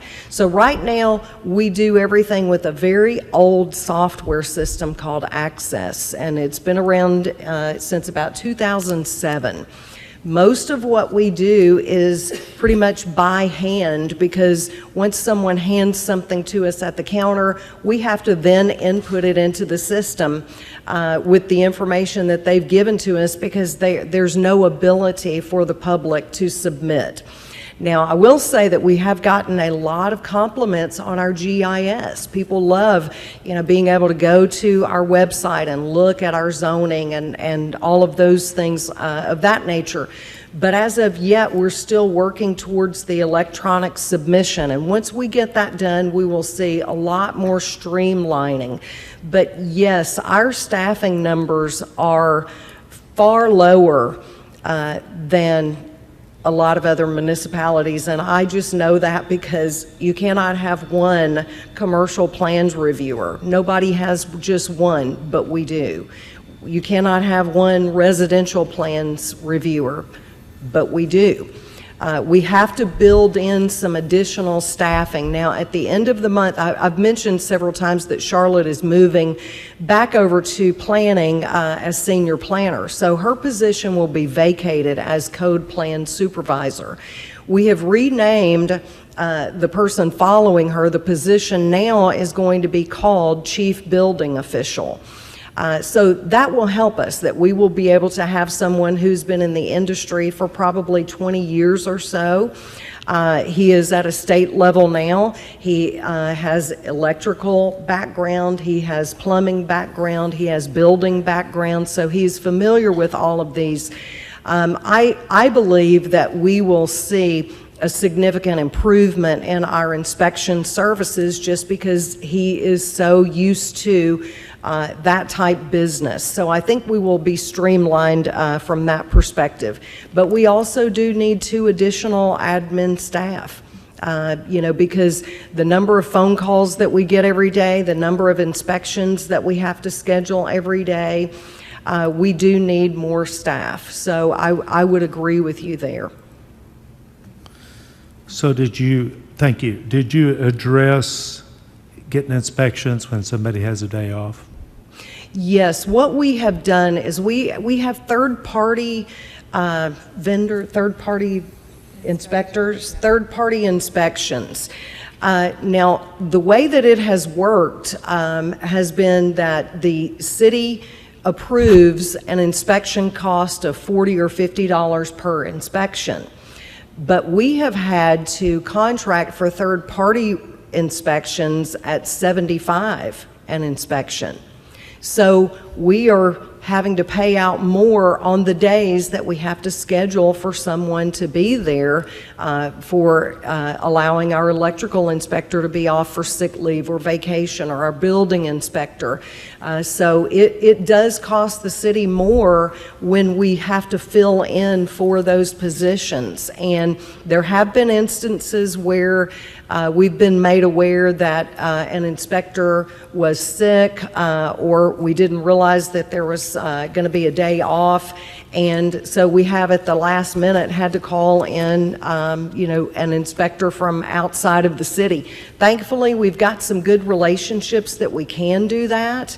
And we have, but there have been times that we have not had anyone, and those are usually the times whenever the elected official gets called, and then it makes its way down.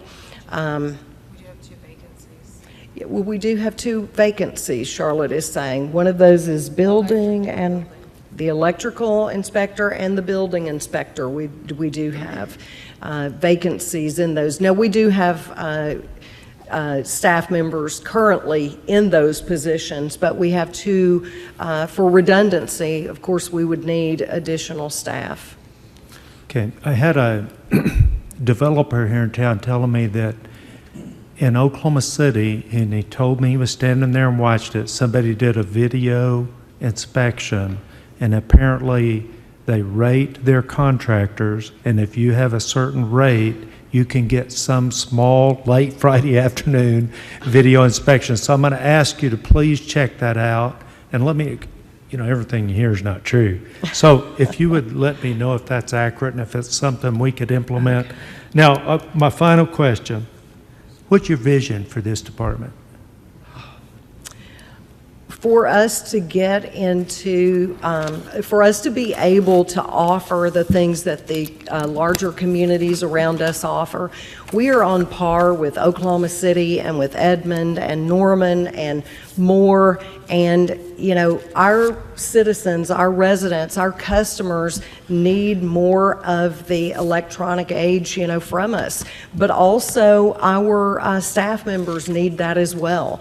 There is a high level of commitment, but also a high level of stress because of where we are currently. So my vision is that we would get to the place where I think we'll be in a year with EnerGov. And, Charlotte has been helping to get those processes in place and kind of build that from the ground up. And so my vision is that we will get there sooner rather than later, but we will continue the productivity that we have had.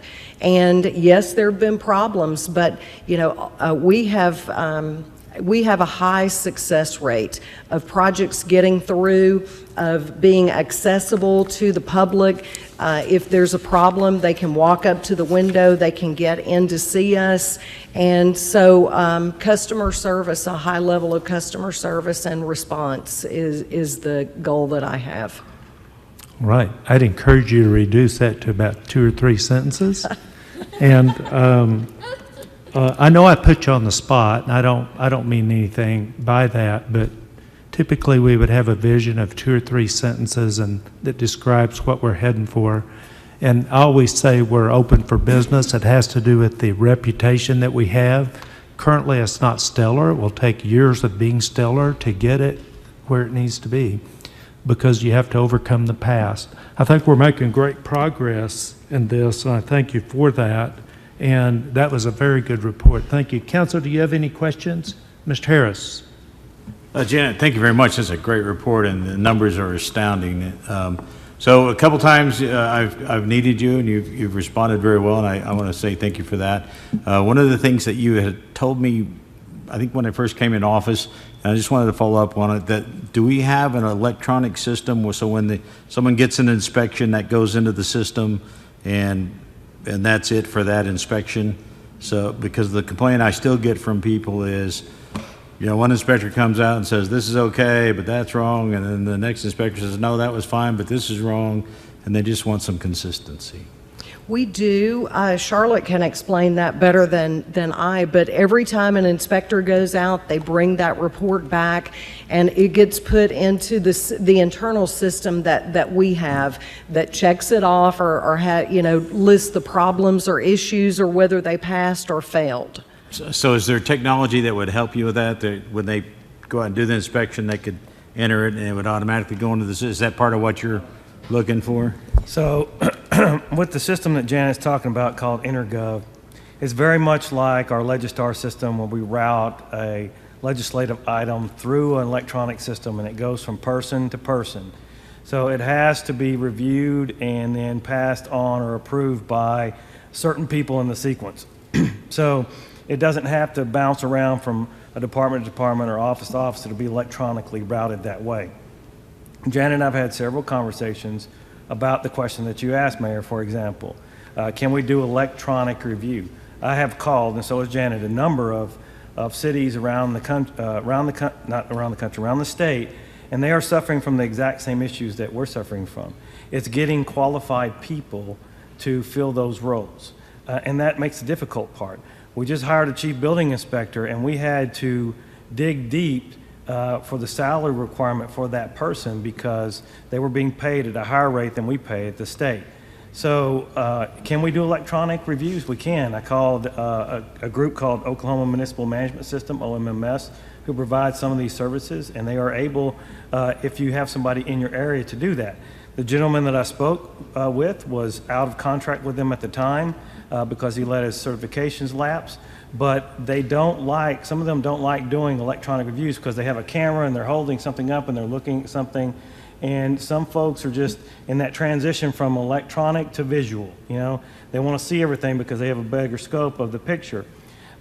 So your questions have been already asked in that aspect of can we do that? At some point we will be able to do those things. The tablets that staff will receive in permits and planning will allow them to do their inspections and pass inspections on site, take pictures of either a passage or a failure item and send that back to the customer so they won't have to come back to the office and pick up new reports, for example. It's taken time to get to this electronic portion of it, but also while we're doing all of that, Janet has also talked to her staff about some cultural changes which involve Disney principles on eye care, which is impression, connection, attitude, response, and engagement. It's important when they walk through the door that they're greeted by somebody. It's important that we show that initial impression. And yes, we're overcoming, Mayor, you and I have talked about this, cultural issues that have been here for a while and generational issues that have been here for generations, and it will take time. But I'm proud that we've come a long ways with that, and we've worked hard towards getting there, and we have done that with a lot of staff. And we are looking at trying to get more staff. We just can't get people to come work, unfortunately. It's tough. Agree that we're making progress, and this was a very good report that shows that, and I thank you for I have a that. question, Mayor. I have a comment. Yes, Mr. Yeah, Hampton. thank you, Mayor. It is no doubt that we only get better when we evaluate ourselves, and obviously there's been some auditing, and that usually takes time to find the cost adjustment with the number 2 wood, and I'm excited about the fact that there is some introspection and some time and effort that's being put into making it easier here in Lawton to build, whether it's a carport or whether it's a division. Just for the sake of the constituents that are listening, there is some internal auditing that you guys are doing that's going to cut costs, maybe make it easier on the pocketbook, and then also to cut the time frame in being able for them to bring the plans and then actually begin to break ground or begin to cut the first piece of wood. So there is that work that's going on right now that's going to kind of make that whole process easier and smoother. Obviously, you've mentioned that, right? Yes, yes. We have a lot of discussion about that very thing. You know, how can we be more efficient? How can we be more responsive to our residents or to builders, who come in? So we're working towards that goal. Thank you very much. Appreciate the clarification. Council, other questions? One last question. Was the Disney training, thank you for reminding me about that, because I think the Disney training is very important. Was that your department only, or was that City Hall wide, or? It was not just permits and planning. It was rolled out to a number of departments. That was started with permits and planning, but was rolled out to other departments and was proctored by Great Plains Technology Center. So we did use a partner organization to help facilitate that training. It will take routine training, and like I say, we want to get to the point, we do routine things routinely. Right now, we have a difficulty sometimes doing the routine things routinely, if that makes sense. It does. Thank you very much for that. And I look forward to a follow-up report sometime in the future, certainly 1 year, because you mentioned 1 year that will be at your vision. Okay. That's what you said. That's right. And so I look forward to at least that follow-up, and we might want to update in between, and I look forward to fewer and fewer calls as we go along, and I believe that's going to happen. Thank you for that great report, and thank you to your staff. Let's give them a round of applause. Okay, now we move on to our last business item, number 13. Consider approving an insufficient fire flow agreement waiver that would allow building permits to be issued in areas inside Lawton city limits that may have insufficient water pressure to protect property against fires. Additionally, discuss how this waiver and lower fire ratings may affect the annexation process in the future and de-annexation in general. Jared, I assume you were walking up there to talk. Well, I figured you'd probably want me to. Good Okay. afternoon, Mayor and Council. I think that we had a great meeting several weeks ago, and this was brought up, and what we looked at was creating a waiver for some citizens to be able to sign to build in an interim, like the 67th Street project, where we don't have sufficient fire flow today, but we are working towards that, and this waiver will give them the ability to come in and start their process in the interim until we get the water line put in. And so I think this is going to be a good thing to move our city forward and also help provide some relief to the citizens. So on the area for de-annexation, the young man that is looks like he's about halfway through his building, I don't know, he would not have to put in a fire hydrant by signing this, is that correct? I'll have to get with Rusty. I'm not sure the exact address on that, Rusty. but I know we are going to be bringing some hydrants into that area with the water line and to start working on towards that process. At this location, right now, there is not a fire hydrant within several thousands of feet. But if he signs that waiver, he would qualify under that waiver. He would not have the fire protection without that fire hydrant. So by signing this waiver, he would qualify and not have to install that fire hydrant. But we are about 90% finished with the design of that line. And hopefully within the next 7 or 8 months, that line will be constructed. At that time, we will be putting the fire hydrants in with our line. And then at that point, he would have fire protection, and then that waiver would be able to be rescinded at that time. Okay, so there was during that meeting, there was another another residence that had inquired, and they were going to have 3 fire hydrants, one for distance, the second was at the house, distance from the road, I believe, and the other one was the distance to the back of the property for an outbuilding. Would this allow them to build their property, to build what they want without fire hydrants? On the waiver, this waiver right here would allow them to build. They would acknowledge that they would not have fire protection for their facilities. And of course, their insurance rates would probably reflect that, but they would be able to build without that fire hydrants being installed. The reason he was required that number is a commercial construction site on the same property, plus he was building a very large home of over 6,000 square foot. And the square footage of that requires additional fire protection, and he was building several, 700 feet off of the road right-of-way. So. But all that's waived with this agreement. If he signs this agreement. And if something happened and the water line didn't go in, it would stay in force? Correct. Okay. It files with, this waiver will file with the property and stay with the property. So even if it's sold to the new owner, it would go with that property. Okay, So it's the new filed owner on would the still deed. have that waiver. It's filed on the deeds, what you're Yes, saying? that's Okay. correct. Until the time that fire protection is available, and then those could be removed from the restriction on the deed. Okay, and in that meeting, we talked about there were probably some other areas in the city that did not have adequate protection. And this would allow people to build in those areas that don't have that 8-inch water line within so many feet. Is that correct? If they do not have fire protection, this waiver would qualify them for that same Okay, and in that meeting, we also discussed a possibility of a split rating like Oklahoma City has. And I feel like we need to brief the council on that. Probably not today. We probably can't do that on this agenda item. But I feel like we need to agenda item and give a briefing so that we understand it and how it may apply to the area of de-annexation and the $800,000 that we're spending on that line. So maybe we can agenda that for the next council meeting? Yes, and I will just say, from a fire department point of view, we are drastically, we support the waiver, but we also support the advantage of water. We cannot do our job without water there. And just as you and I discussed at the meeting, if we show up on someone's house and they have a waiver signed and there's someone inside of that house, our people are going to go in.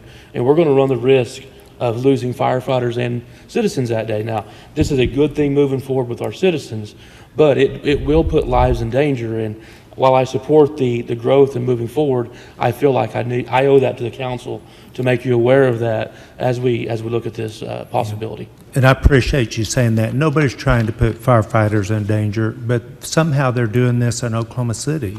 Oklahoma City is the largest city in the country, and most of it is rural and unprotected. And somehow Oklahoma City is doing this. And I realize there may be surrounding towns that help with that. I don't know, but currently... They also have the ability for the tanker shuttle operations and be able to bring water to them, which ISO is able to recognize on that split rating as they look at that. We don't have the ability to bring 4,000 gallons to the scene within the first 5 minutes. Well, maybe we need to look at that, because I'm under the impression right now that this may be a part of why we're having so much trouble pushing, I'm not saying that right, why we have pushed so much development outside the city limits, where right across the city limits, there's no fire protection, no fire hydrants. And we have discussed one particular area that has $500,000 houses in it. You can't find one fire hydrant in that place. So what we do is we push that out. We have to have a business model that will promote development in the city limits, or we're cutting off our nose to spite our face. I do understand your point. I appreciate that, and you can bring that up again when you bring that agenda item, okay? Yes, sir. All right, look forward to it. Mayor, I hope this is not a silly question, but what happens when they don't sign the waiver? They don't get a building permit? They would not be able to receive a Okay. permit at this time. All right, thank you. Mr. Mayor, one more thing, Jared. So if there is nobody in the house and you pull up and they don't have fire protection, does the house just burn down? We will not commit resources to an internal structure firefight at that time. Thank you. Say that again. We will not be committing our men to an internal firefight at that time. We will surround it and make sure the fire doesn't escape that facility, but we will not be able to go in and internally fight fire without water. If you don't have water. Yes, sir. Yeah. Yeah, this area that we're talking about here is that those 10-acre plots, is that the area we're talking about right now at the, that we were de-annexing? Is that right? I don't know how big Yes, they are. that- but that's- they're big. The house is Yeah, being we're- built at the... We're not de-annexing. Well, That's what we're not yeah, going to that- have to de-annex. That's what this is to prevent that from happening. Of course it is. in Of all course, this. of course it is, but But this is that area, Yeah, there's is what I was asking. approximately 30 tracts of property out there along that street. Well, Some of rural- them are 10 yeah. acres and some of them are a little larger. Right, the word rural's kind of been thrown out there, and when you talk about rural, sometimes you're talking about developments that don't have houses right next to each other. I was just wanting to clarify that what we're discussing now on this agenda item is that area with the 10 acres, the 10-acre lots. Okay, thank you. That is correct. What you said is correct. This discussion primarily surrounded the de-annexation discussion and a waiver to allow those citizens to continue the development process in that area. So you're exactly correct. Although, as the mayor mentioned, it will be applicable to other similar areas or similar instances. Yeah, I'm just wanting to make sure this doesn't get convoluted to the citizens as to what we're discussing to make sure that this agenda item is actually talking about that. I know that we're going to have other discussions on other things, but I just wanted to make sure that this area that we're talking about is somewhat kind of rural in the sense that the lots are all 10 acres. Thank you for the clarification. Appreciate it. Very much so. I just had one question of clarity. So would this have been an option the first time we were addressing this? When we were I was talking? not aware of this. I'm sorry, what was the question? I was saying, would this have been an option when we were looking at this the first time? And I'm not going to speak for the city attorney because he's not here, he's on vacation. But my conversations with the city attorney, we were unaware that this option was available to us until the city attorney's office went back and dug into the code and found that this was an option available. So at the time we made the initial recommendations, we did not know this was an option available. Tim, is that, sir? Yeah, Michael, I don't have specific information on this. Like you said, John is not here, but I would assume that sounds accurate, yes.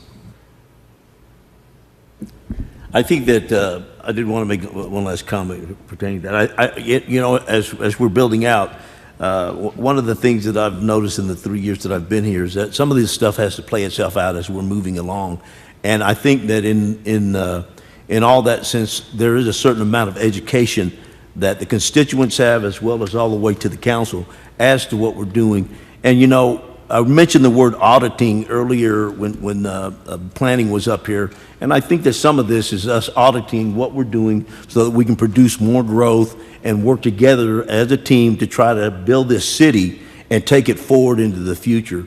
And there's always options. There's always options, but those options cannot happen unless the discussion happens first. So I think that we're moving in a good direction. Okay, so we kind of strayed away a little bit talking about other things, but we're here today to pass or not this waiver. So if we have a motion. So moved. Motion for approval. Is there a second? Second. And a second. Discussion or debate? Please vote. Thank you, guys. 6-0, it passes. And that takes us to Says staff reports, but it's blank, so we have no other staff reports, correct? I went on vacation and had a really good time. Yeah. I got a little sun, walked with some sandals on. I haven't done that in a long time. I got a haircut. No, it was a good time. That's All the right, staff report with for staff today. reports complete, do we have a motion to go into executive session? Second. Motion and a second, please call the roll. Harris. Chapman. Hampton. Johnson. Warren. Hankins.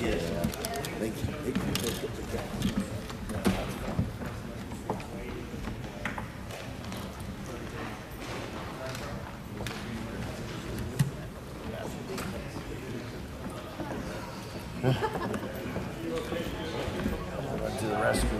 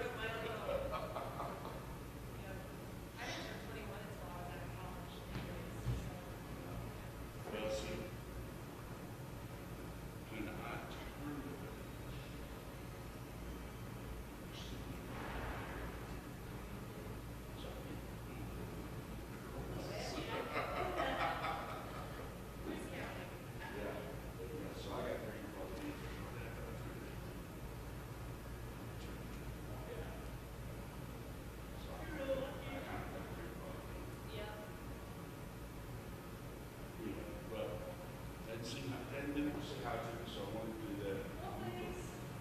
We'll go back to my office. Something to do with my neighbor, it's Orchestra. Look at us.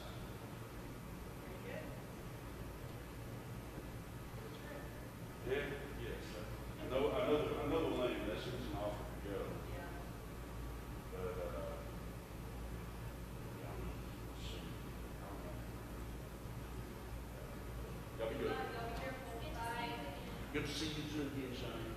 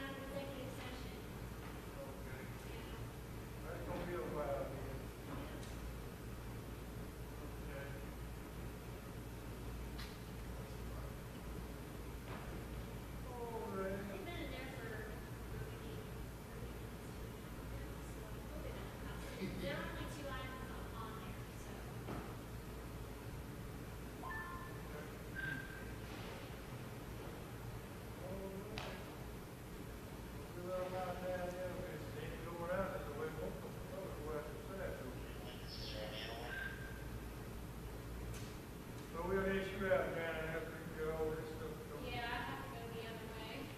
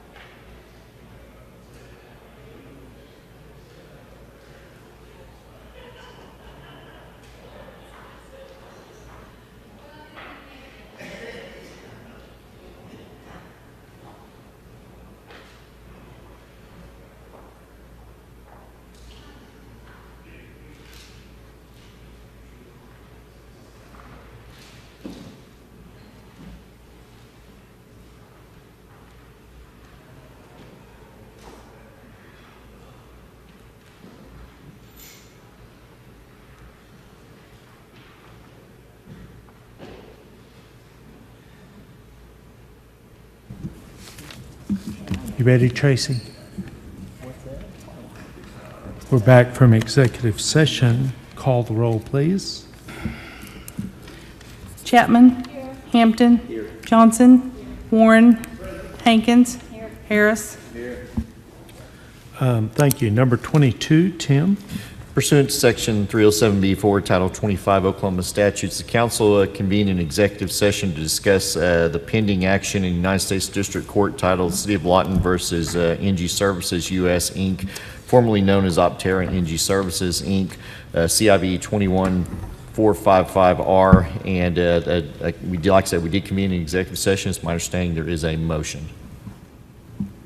Concerning the litigation with NG, I move to appoint Councilperson Warren to be the City Council's representative to evaluate settlement offers from NG and authorize counteroffers as he deems appropriate from this point forward through the conclusion of trial, subject to the understanding that any tentative settlement agreement will require final ratification by the City Council in order to become effective. Is there a second? You got a second? Please call the roll. Please vote. Motion carries 6-0. Item 23, Tim. Pursuant to Section 307B1, Title 25 Oklahoma statutes, the council convened an executive session to discuss the resignation of Fire Marshal Michael Wright. That did occur, and it's my understanding that no action is necessary. Motion for adjournment? Motion and a second. Please call the roll. Hampton. Johnson. Warren. Hankins. Harris. Chapman.